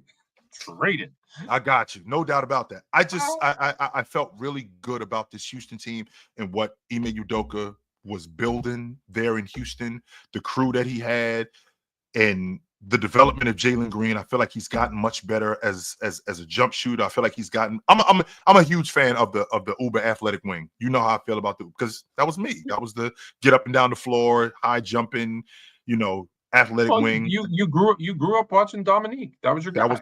That was my guy, right? Him and Joe. So I was a big fan of that. So watching the guy, and that's not to say that Jalen Green is Dominique Wilkins or Jordan or anything like that. No. But I mean, he's in the mold. He's in the mold wing. of that athletic wing. So I love everything about his game. And then you got the big in Sengun.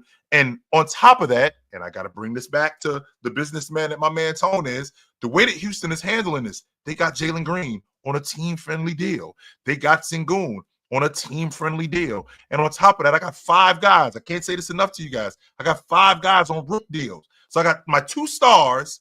I got my 2 stars on team-friendly deals, and I got 5 guys outperforming their rook contracts. I'm in the catbird seat right now. I am. You know when, not the last time, but when a team has a star or superstar player on a team-friendly deal, what that means, because you don't have to go back that far. Steph Curry had the bad ankles. Yes. Weren't sure about how good he was going to be, right? Mm-hmm.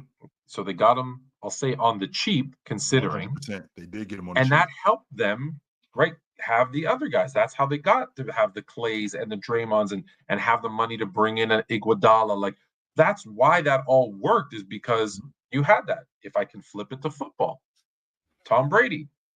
Do you know, prior to the 2024 Super Bowl that the Kansas City Chiefs won, prior to that, there hadn't been a top 5 paid quarterback in the history of the NFL win a Super Bowl.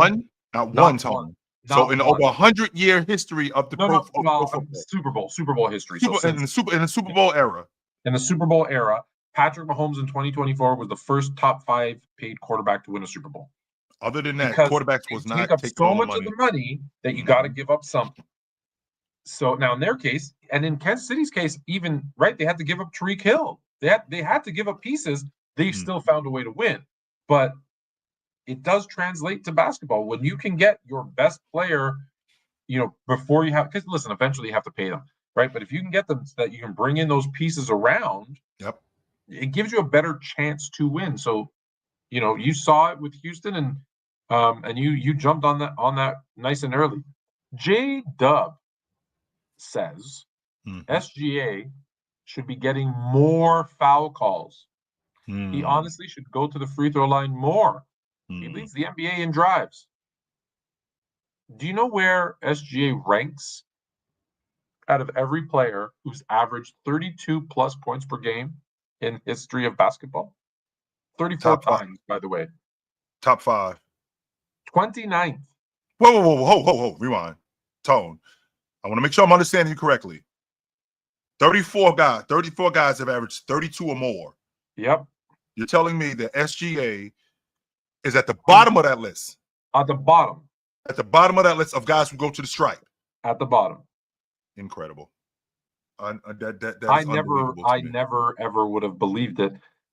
Now it's going to be the typical names that you could imagine. Sure. Right? Wilt, Baylor, Wilt, Jordan, Baylor, James Harden, 11.8 the year that he did.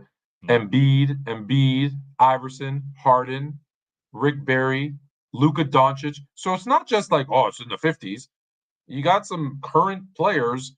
Luka Doncic averaged 32.4, was getting 10.5 free throw attempts. Jordan, Bryant, Bernard King, Kevin Durant, Elgin Baylor, Jordan, Tiny Archibald. That's crazy. 34 points. That's the same Tiny Archibald who led the league in scoring, by the way. Just so you guys know, he led the league in scoring. 72-73. Led the league in scoring. And our friend of the show, the man with the sideburns and the stash, Bob McAdoo, 9.7. So him averaging, is this correct? 8.8 per game? Tone, That's not that much. Tone, he averages more points. He averages the most points in the league without going to the stripe. He averages almost 25 a game without going to. He averages 24/7 without going to the stripe. Kyrie Irving averages 24/7 going to the stripe. He averages 24/7 without going to the stripe. So the idea that he's a free throw merchant or he flops, I mean, we got to dead that narrative. And for the record, everything that you just said, the names that you just read off, ladies and gentlemen, I don't know if you know this, but that's Wilt's entire career. That's Wilt's entire career. Scorers go to the free throw line. That's what happens. The best scorers to ever play the game get to the stripe. That's what happens. With the exception of shooters. With the exception of shooters. With the exception of shooters. The more you can see, the more outside threes typically, the more threes you take, the lower your free throw attempts will go. It's just you're not driving to the basket as much. That's just how it is. But yeah, you would think the way they talk about SGA, he's going like 15 times a game. That's not going on. It's almost it's what did you say? 8.8 tone? I think that's what I heard you just say. 8.8. So with 8.8, I mean James Harden was getting to the stripe. Like I said, Jordan in 87, he's averaging 12 free throws a game. 12. That's insane. So I mean that's almost 30% more free throws than he's averaging. What we doing? Yeah, it's not. Yeah, I'm not. I think that narrative is just that. It's a narrative. Yeah, I'm good. Mike Malone is the 4th of the last 6 NBA coaches of the year. Yep. To get fired. I already brought up Dwayne Casey being coach of the year and got fired that offseason. And the Raptors are notorious for doing that, by the way. They did the same thing to Sam Mitchell. You win the award, and then that's your severance pay. You walk away with your award because you're fired that same season that you win it. Is this a trend, a curse, coincidence? I'm starting to think that exactly what we talked about with the curse of the coach of the year. I'm starting to think that the champions, if you win a championship, you're going to get fired within the next 2 years. If you think about the teams that have won the NBA championship, Nick Nurse, he ain't in Toronto no more. Frank Vogel, he's gone. Coach Bud, he's gone in from Milwaukee. And now Mike Malone. I'm starting to think that the curse of the coach of the year, now it's going to be, if you win an NBA championship, you could be on your way out the door. Off the strength that this all goes back to Luka. To be honest with you, I think it goes back to what I told you. The expectation now becomes championship or bust. If you don't win it, you set the bar. If you don't win it, that's it. Like if you don't win it, we suck. Which doesn't make much sense to me, Tone, off the strength that you were nothing before we got here. Like if Toronto was an expansion team. Toronto was an expansion team that was getting swept out of the playoffs. They were not an expansion team before Nick Nurse took over. Okay. What they were, they came into the league 2020, 2019. They had been in the league for what, 24 years at that point? 24 years 95, 95. Yeah, so yeah. 24 years. They were an expansion team, Tone. This team isn't rich in tradition. So what were these guys before Nick Nurse took over? They were a good team. They were a team that was in contention. Nick Nurse takes over. Now, to your point, okay, we won the NBA championship. We can start doing this on the regular. Okay, hang on. Relax. Okay, some things went our way. This has not been the norm. We're not the Lakers. We're not the Celtics. We're not the Miami Heat. No, we're not any of those organizations. We're a good organization that's trying to do something. Same thing was going on. Same thing that was going on in Milwaukee. You hadn't won the NBA championship in 50 years.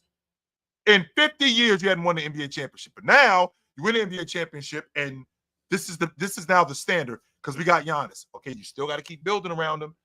And it's not just the coach's fault. No, that's not the case here.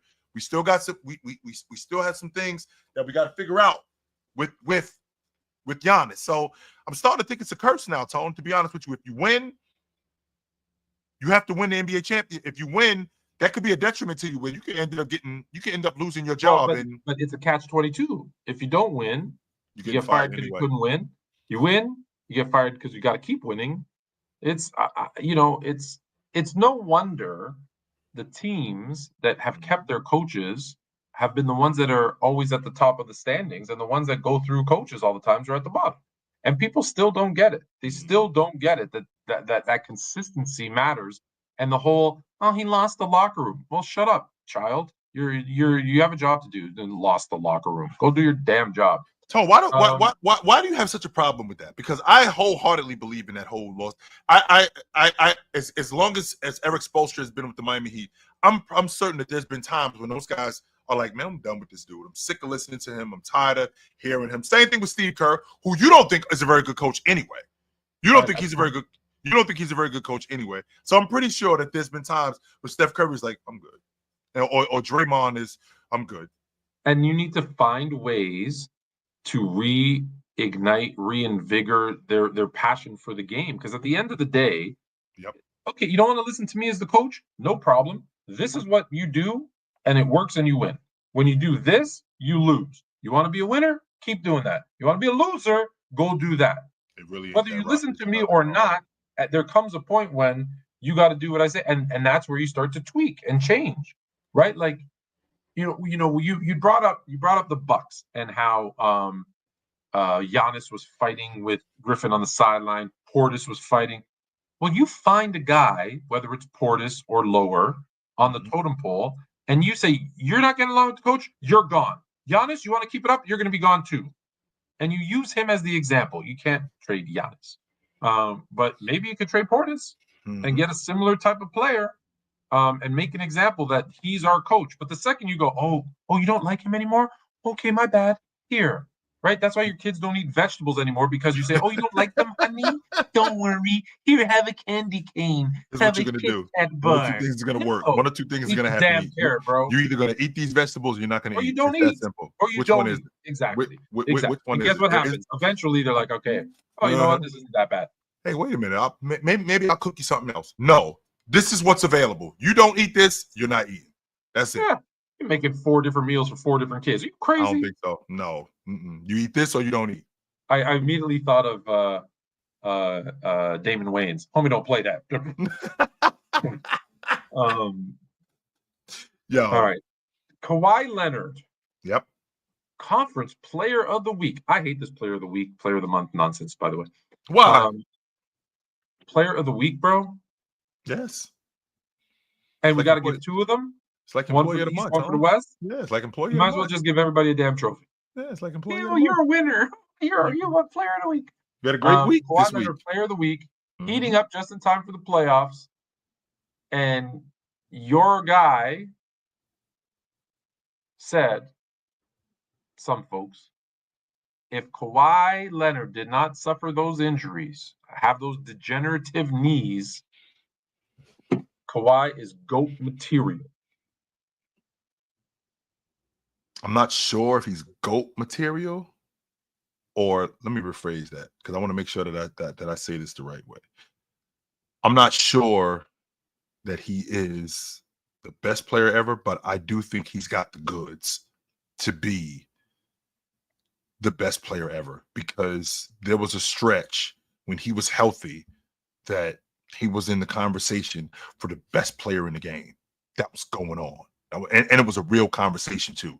Even though I don't ever think that he was better than James, there was a time when we were having a conversation. Kawhi Leonard's the best player in the NBA. And for what he had done, for being elite on both sides of the basketball, being the efficient mid-range shooter, being the efficient scorer that he was, and bringing it where he was a playoff riser and having the moments that he was having in the playoffs. If his knees don't fail him, we can continue to have this conversation that this guy could possibly be the best player in the game and be in contention to be the best player in the game for years to come. But the problem was that he broke down. Tone, remember, people talk about that 73-9 Warriors team.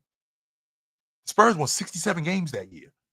Kawhi Leonard was almost a 50-40-90 guy that year. Nobody talks about him. He was awesome that year. He won Defensive Player of the Year that year. Awesome that season. And then the next year, on the same lines of being that awesome.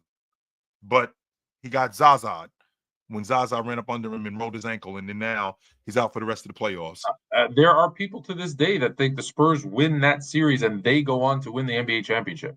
Just so be clear, if it wasn't for Zaza. They smoke the Warriors on opening night by 30, by 29 in their building. They go in. KD is on the floor. Steph Curry, KD, Steph Curry, Dre, Clay. All of these guys are on the floor. The Spurs go in there and smoke them on opening night. And that was just a microcosm of what their season was looking like. And then do they sweep San Antonio if Kawhi Leonard doesn't get hurt? I'm not sure if they win the series, but I can damn sure tell you that they ain't getting swept. Because remember, Tone, they were down 20. The Warriors were down 20 when that happened. They were completely and utterly in control of that game. No doubt about it, they were in control of that game. So is Kawhi Leonard material? I think he is. I just think that him breaking down, it really had an effect on his overall game, because his game was predicated on flight and athleticism. He needed that. His ability to skip in the lane, finish around the rim, finish with both hands, getting that lift on his jump shot. He needed that. And also his lateral quickness, because his knees didn't hold up. That kind of threw a monkey wrench in his game. Had he been able to hold up, I think we're having a way different conversation about Kawhi Leonard. Way different.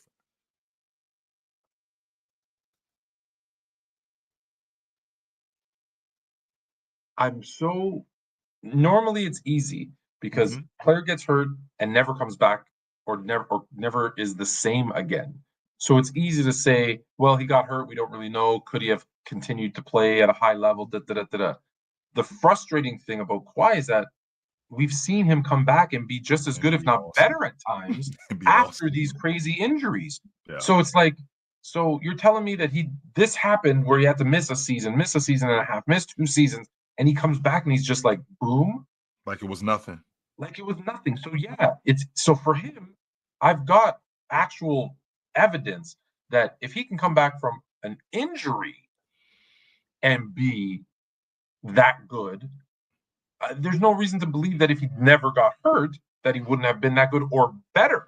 Right. When we talk about the GOAT, the knock I have on most players, except for the 2 or 3 that I have the conversation about, is that you have to be a two-way player, right? Magic's my favorite player, but Magic was not an elite defender. So he was an exception. He was an exception. Yes, he was. And he's, like you said, he's an exception, but it's because he was so good at so many other things. So good. But if you look at the guys that are typically talked about, Jordan, elite on both ends of the floor. LeBron, I know you have him in higher regard than I do on defensively, but there were times when he was elite on both sides of the floor. Obviously elite on offense. Kareem, people forget, Kareem was an elite defender. We see the goggles and the bald head when he's 40, and that's what we think Kareem was. Go back. Okay. The ball's a great rim protector and a great presence in the paint. Great. He wasn't good. He was great in the paint.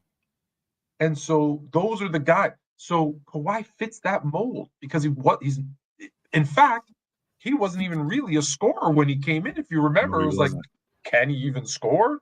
And he was like, yeah, I got you. And he did. So yeah, I think if he's and look, there's a lot of guys, I always get like people, I give them 10 things and they pick the one out of the 10 and say, oh, why do you think intangibles are so important? And I say, because intangibles are the things that make the difference, because everybody in the NBA is skilled to a certain extent. Everybody in the NBA is athletic, is an athlete. 90% of these dudes can run fast and jump high. 90% of them, 95% of them can run fast and jump high. And so what is the difference in the skill set? Well, there's a lot of skillful guys that aren't great. There's a lot of athletic guys that aren't, like when I say great, I mean GOAT.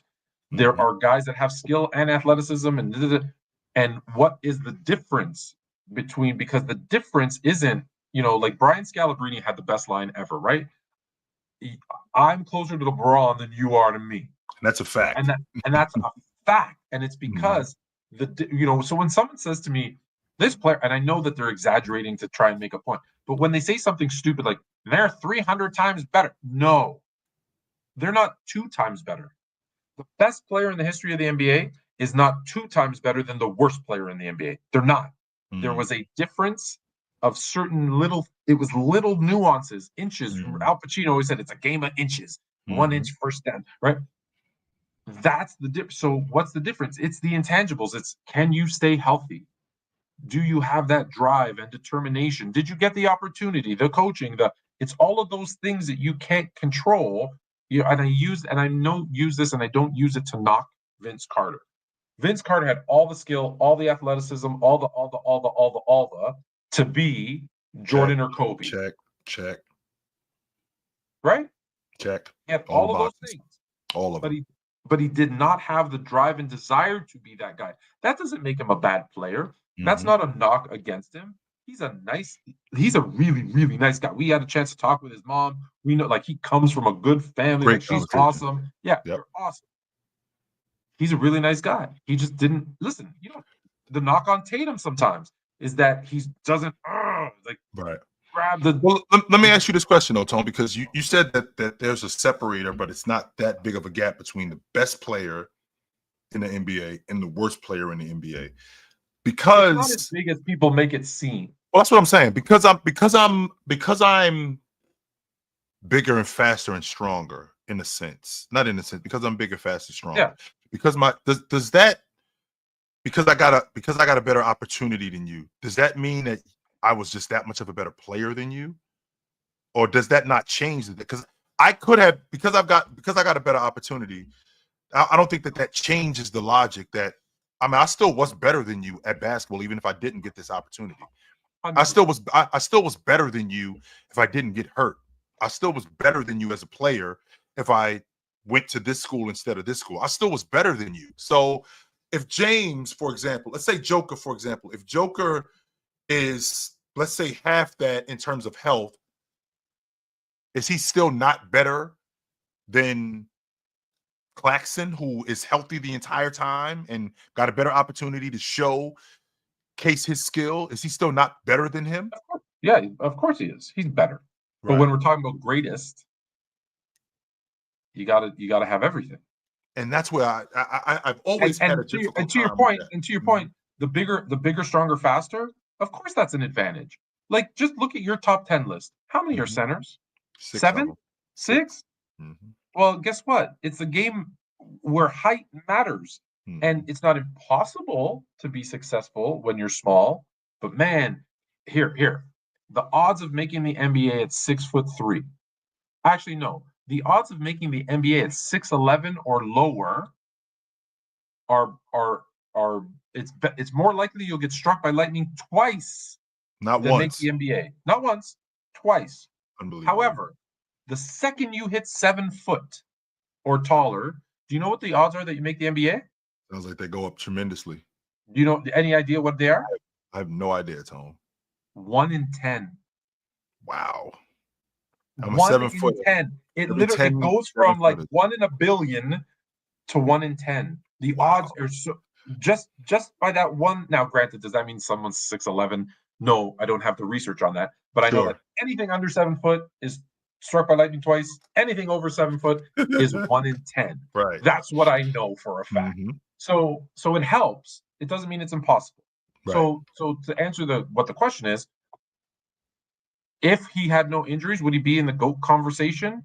Well, assuming he was healthy, had the strength, had the desire, did all the things numerically that he's done. We've seen him, right? He's won multiple championships, multiple MVPs, multiple finals MVPs on different teams. And let's be honest, here's the thing that you don't maybe have thrown into it, but I just thought of right now. If he doesn't get hurt, he doesn't have a conflict with the Spurs because it was over how they handled his injury. So if he doesn't get hurt, he probably stays on the Spurs. And guess what? They pay him. Spurs are a great organization. Mm-hmm. He probably could be that 20-year guy in San Antonio that wins 5, 6, 7 chips and has a bunch of records and points and stats and whatever, and defensive players. And how are you not putting him in the conversation? So a legacy guy, just like we talk about Tim Duncan. Talk about Tim Duncan. Sure. Yeah. I can get that. Imagine how much people would hate San Antonio if they went from David Robinson to Tim Duncan to Kawhi Leonard and they all had 15, 20 years. It's like me when I hate on the Packers. When I go, seriously, I had to deal with Brett Favre for 20 years, straight into Aaron Rodgers for 20 years, and now this damn Jordan Love kid looks like he's going to be good too. God damn it. I hate it. But where y'all find him at? Oh, he went to Utah State. Yes, he did. Some damn franchises. We have, let me throw this out there because we have some time. we're gonna get into the playoff matchups and not playoff matchups. Excuse me. We're gonna get into the NBA playoffs. Who's fighting for positions? Sure. And let me start and I'm sending the link so you guys can join and talk about this topic or another. I have a huge issue with my hometown. Uh-oh. What the F? Because I don't like to cuss, but I will occasionally. We won a game in overtime on Sunday. My youth team, went into overtime. We were down 2. One of my favorite players, Levi, who watches the show, so I shout him out. Shout out to Levi. Hits a clutch 3-pointer with a man draped all over him. Should have been a foul, by the way. Ref didn't call it. A couple of clutch shots from my boy B. Everybody did their job. Clutch.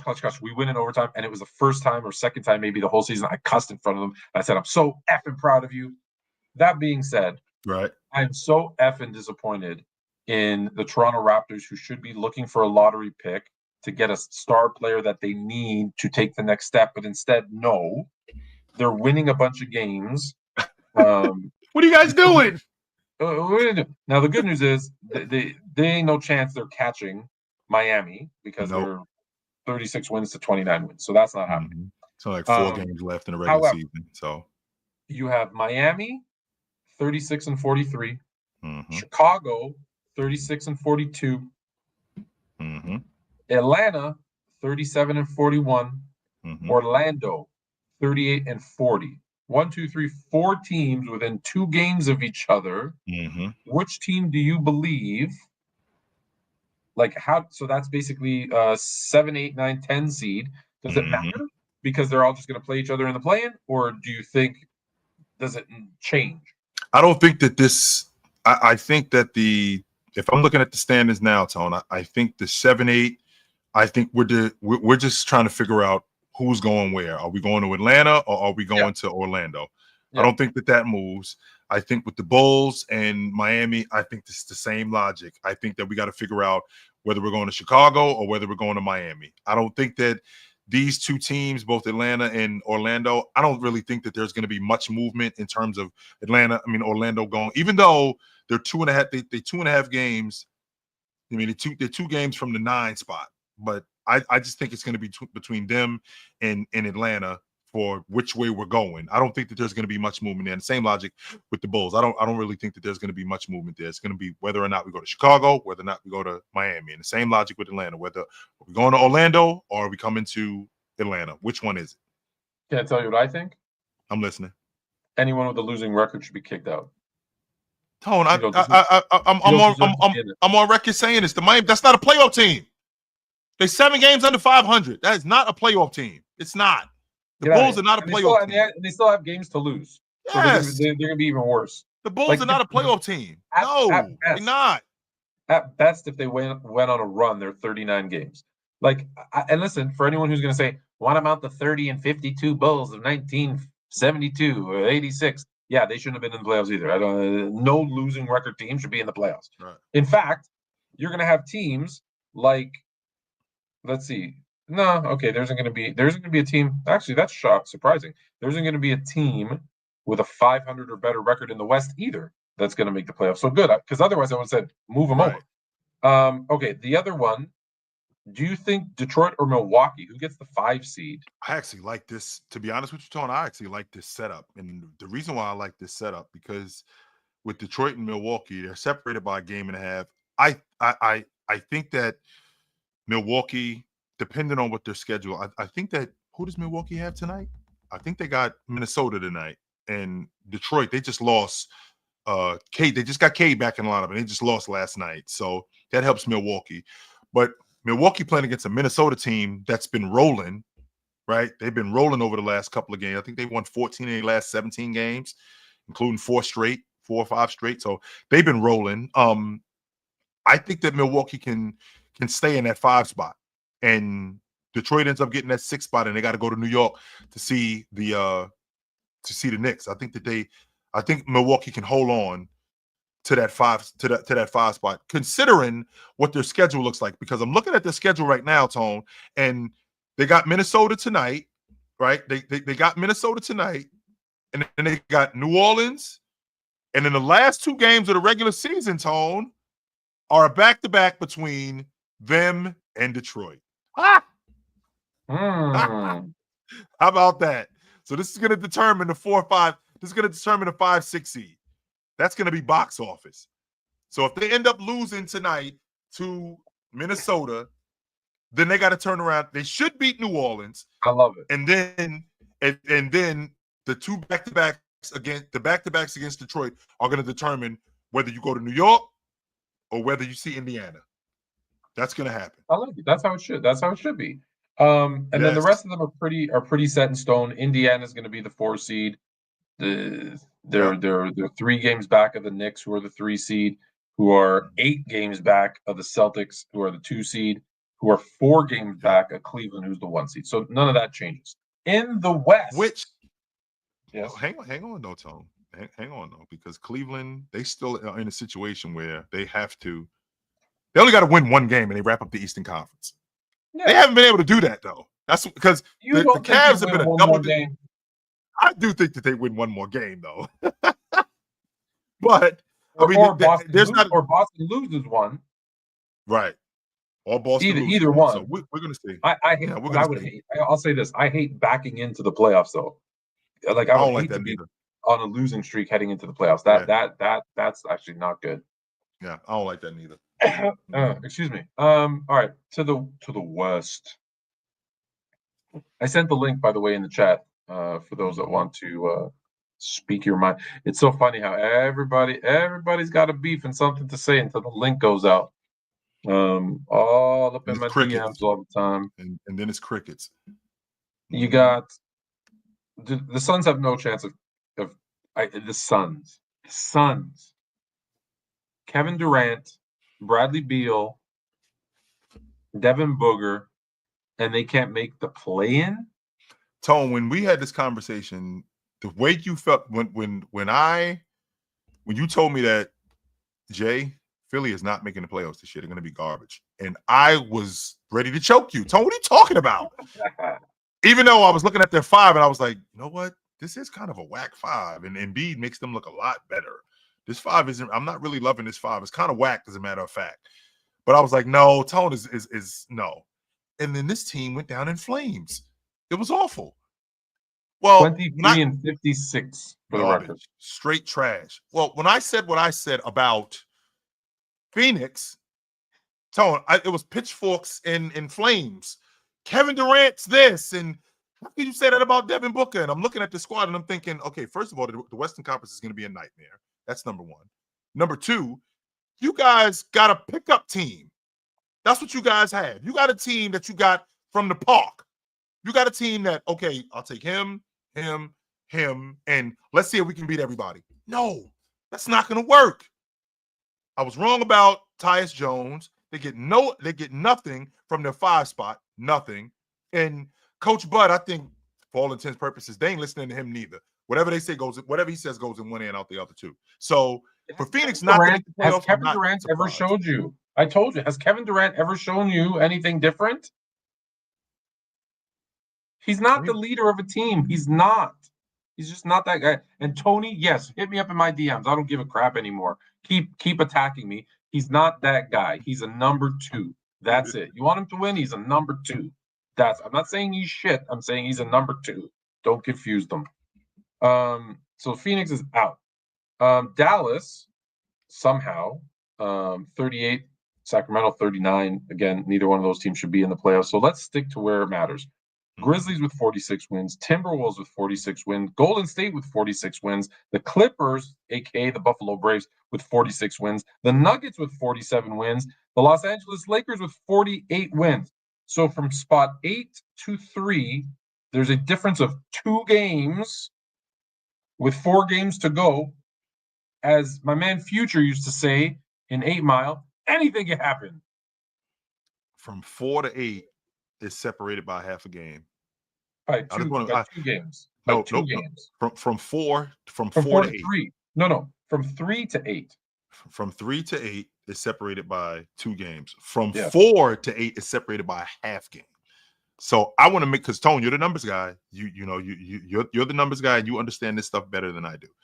So I just want to make sure that I'm understanding this correctly. Are you saying, as the number 4 seed, the regular season is over on Sunday? Tone, are you saying that I could go from hosting a playoff series to fighting for my playoff life Or play-in, yes. and getting bounced in a matter of days? Is that what I'm understanding from you? What I hate to say it now, only because I believe the Lakers have the tiebreaker. The Lakers technically could go from 3rd seed to losing 1 game in the play-in and being out. Bounced. Now, it's not going to happen. My Lakers are going to be the 3 seed, and we're going to the NBA final.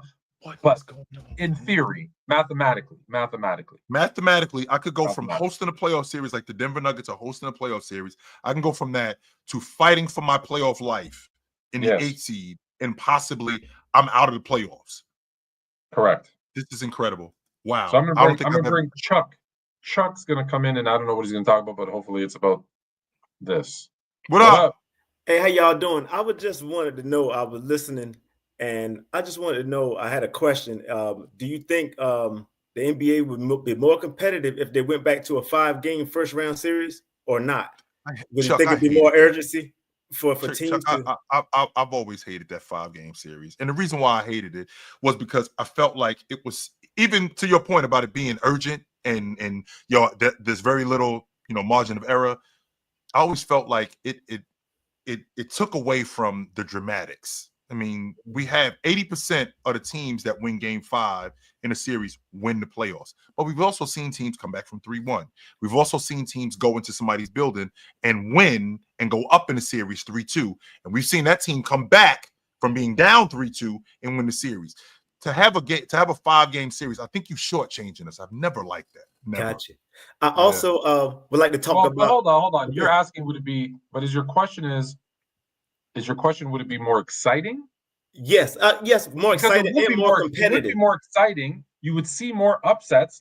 The better team wouldn't win as often as they do. So it would be more exciting. Like we did see, what was it, the Denver Nuggets as the 8th seed, right? Remember the Dikembe Mutombo laying on the ground? Like you don't get those moments really anymore. Like rarely, unless there's an injury. I also want to, my last topic I want to speak on, I hear y'all talking about dynasties. I think the game needs dynasties because also the dynasties also becomes the villain. And it makes for good TV to me because people want to see them win, but there's also a group of people that want to see them lose as well. And I think it makes a better product when you have dynasties, in my opinion. That's not your opinion, Chuck. That's a fact. Let the Celtics win the NBA championship again this year. They'll be public enemy number 1. What I always said, what makes the dynasties great is that it's polarizing. Half of the people will love them and they'll jump on the bandwagon because they're the best and they want to be front runners. And the other half will hate them because, I don't want to see this damn team win every single time. I hate the Dallas Cowboys. I hate the New England Patriots. But guess what? Every time they're on TV, you're watching. You're watching. And and now it's like, well, I got my team. I watch my team. Yeah, they're good. Oh, they stink. Blah, blah, blah. There's nothing to root for. There's nothing to root against. We hated the Yankees, but we watched every damn game. You watched them to lose, but you watching them, which is all they care about. 100%. Retire John Taylor jersey. Stop playing, man. Retire that jersey. John Taylor. Number 82. Retire that jersey. Just so you know, my man over here, he's not a fan of retiring jerseys. Don't retire anybody's damn jersey. He actually hates it. And I do this to him all the time. Hang up number 82. Right. The best number 2 wide receiver in NFL history, John Taylor. I'm saying it, Tone. The best blocker wide receiver. Hey, thank you guys. Appreciate it. Yes, sir. Good to talk to you, Chuck. All right now. Damn. Hey, what's going on, gentlemen? What up? What up? Not the first time I've ever heard that. I don't know. I have to do it. Looking at the landscape of the upcoming next season, everything that's going on with the Nuggets. Is it a possibility you think Jokic might ask for a trade? Depending on what they do in the playoffs. If he wasn't, no, I'll go a step further. If he wasn't consulted and he cares about that stuff, I don't know if he does. If he cares about it and says, hey, I give you everything and you didn't even ask me and I love Mike Malone, yeah. Yeah. See, I ain't going. I'm not going as far as tone goes. I'm on the Sabonis train because I just want to know where we at. Like what are we doing? I'm not saying that I'm leaving you, right? But we've been living in this apartment for as long as we've been living in this apartment. You know, we actually moved out and we moved into a nicer place. Okay, But Jay, what's going on? We living in this apartment, and you went and sold my car without asking. I did do. Well, here's the difference, That's a though. problem. The 100% I did that. You got rid of my favorite chair. That's a problem. Did. But I went and got you something nicer. I did. I don't know that it's nicer. I don't like it. So that ain't proven yet, Chill. We got to find out. We're going to find out. The other thing I wanted to ask you guys, because this is probably the first, well, he would be probably the first international current star that would ask for a trade. Looking at his situation, looking at Giannis's situation, because I don't think they're going to make it out of the first round. If they do, I would be shocked. So this would be what, the fourth or third time Giannis has been knocked out in the first round in the last couple of years? Third time. I'm pretty sure Giannis is getting fed up. Jokic getting fed up. Is it a possibility that these guys could end up on the same team? On the same team? I was going to say it's possible to get traded because Luka. Oh, yeah. On the same team? Mm-mm. Can they go to the Lakers with Luka? No, Tone. Oh, three-way trade? Yeah, does LeBron have a no trade clause? No, he doesn't. No, ship him off to Milwaukee. You do know what you do know that he comes off the books after this year, right? So James is not under contract. No, even better. But to your point, man, you do know that we have a collective bargaining agreement going on. So to get Joker on the books, to get Giannis on the books, and we got to re-sign Luka. That's not happening, B. And then we got Austin Reeves, and I'll play the 3. We good. No, that's not happening. And just off the money situation. Those days are minor. Those days are over. The bomb squad days, them days are over. They over, brother. Chill. If I would have told you at the beginning of the year that Luka would have been a Laker, what would you have said? I would have thought that you were crazy. I exactly you were out of your mind. But Chill, crazy stuff happens. Understand why they're trading for Luka. They're trading for Luka for the future. We can't afford Luka and Giannis and James, and we're gonna have to pay Austin Reeves too, which I don't think they're gonna be able to keep Austin Reeves. I don't know. Chill. If my option is Giannis, Luka, and Jokic as Lakers. If I'm Jeannie Buss, if I'm Rob Pelinka, if I can figure out how to make that happen, I know you shaking. You already did it. You got Luka. There's no way you're getting Giannis too. It's not happening. No. Why? It's not. Chill. If you strange stuff happens in LA, man. I can tell you right now. You got Luka this season. If you end up on my Lakers. No, I'm not. This is what I'm saying to you. If you already figured out how to get Luka, you get Giannis on this crew, no questions asked. I'm in the Matrix. I am in the Matrix, and you can't convince me that I'm not. If you get this is what you just did, Minor. You got Jordan at 26, or you got Magic at 26, and then on top of getting Magic at 26, you got Olajuwon at 28. Mm-hmm. Hell no. And then maybe add Bird on top of that. Come on, man. I love it. That sounds great to me. I know it does, Flo. Especially because we're going to win the title this year too. So we just keep rolling. Oof. Chill. I'm telling you, if Giannis lose this first round, man, he up out of Milwaukee. He done with them. You can see it the way he playing. He playing like, look at me, y'all. I'm doing everything I can. I just tried everything. And I just can't do it no more. I gotta go somewhere else. Might have to go west. Player option for next year? Yes, he does. That's why I said he comes off the books after this year. And the word is that he was considering coming off the books after this year to take less money so they can build around. So they can get Giannis. Yeah, so they can get another player. So or could be Jokic.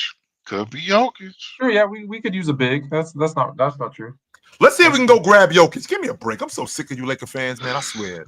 You got And you already, Chill, already got you know, you already. Oh my God, I'm so sick. I ain't even a Lakers fan. I'm just saying it is LA to pulled off.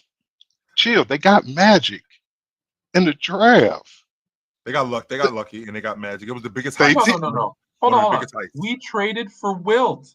We traded for Luka. Actually, he didn't trade for Wilt.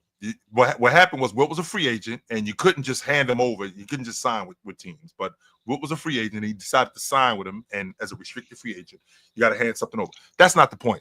I'm sick of you Laker people. You're like the Yankees. You can't just have your car. No, Minor.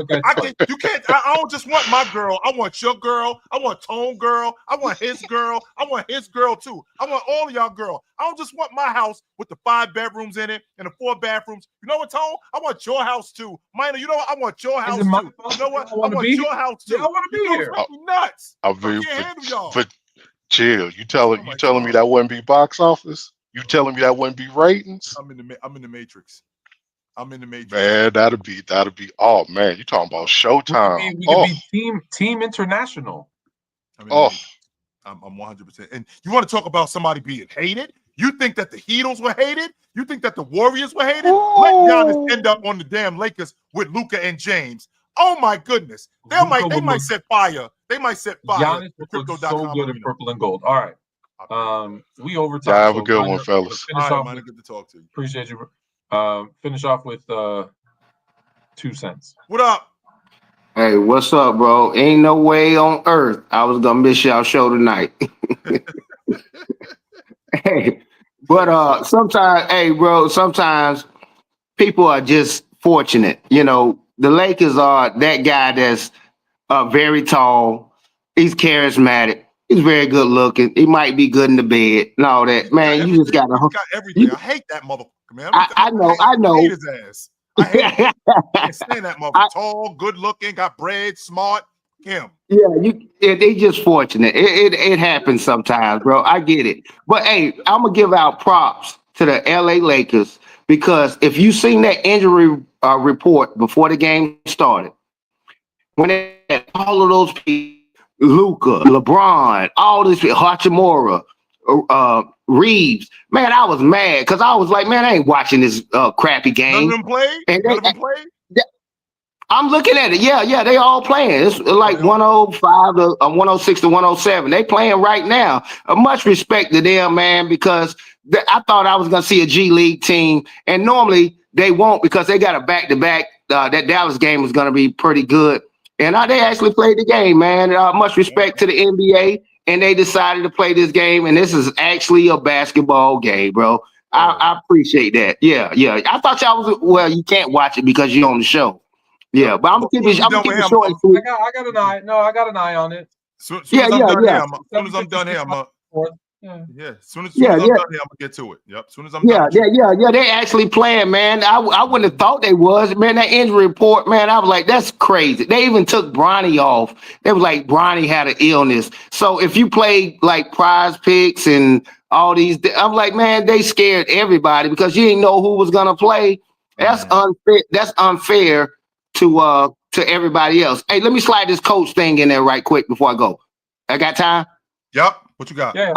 Okay. On the Malone thing. Yeah, that was kind of cold-blooded. But we know I don't want to make the exception to the rule, because we know that don't normally happen out of all the coaches in history and stuff like that. So I don't want to make that the trend like a lot of people. You see something happen, I'm like, man, come on now, stop. That's not what normally happens. It did happen. Yep. A lot of people, if you see something happen, I don't want to hear you talking about, if I tell you human beings got 10 fingers, I got somebody talking about their uncle, they got 9 fingers. I'm like, okay, bro, yeah, I know it's people that got 9 fingers, but quit trying to make the exception. Yeah, don't make the exception to the rule. The rule, that's not how it normally happens. We've seen it happen. I'm not, saying you lying, that ain't happening, but that's not the rule is basically what I'm saying. And I'm going to land my plane right there, bro. Fair enough. Good Right. to talk to you, brother. You know where to find us. Appreciate you, brother. Yes, sir. All right, love y'all, bro. Yep. I feel like we should have a segment.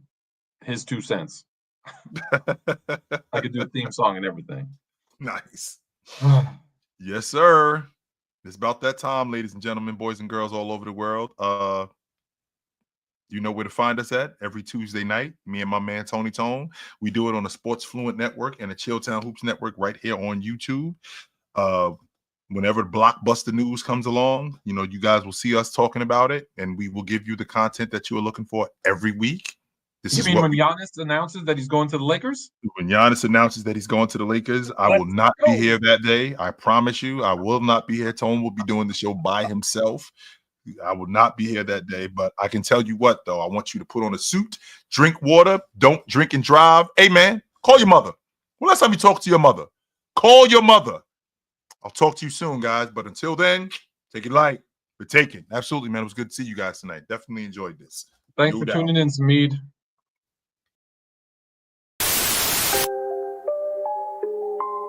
Canada. Put on a suit, drink water, don't drink and drive. Hey, man, call your mother.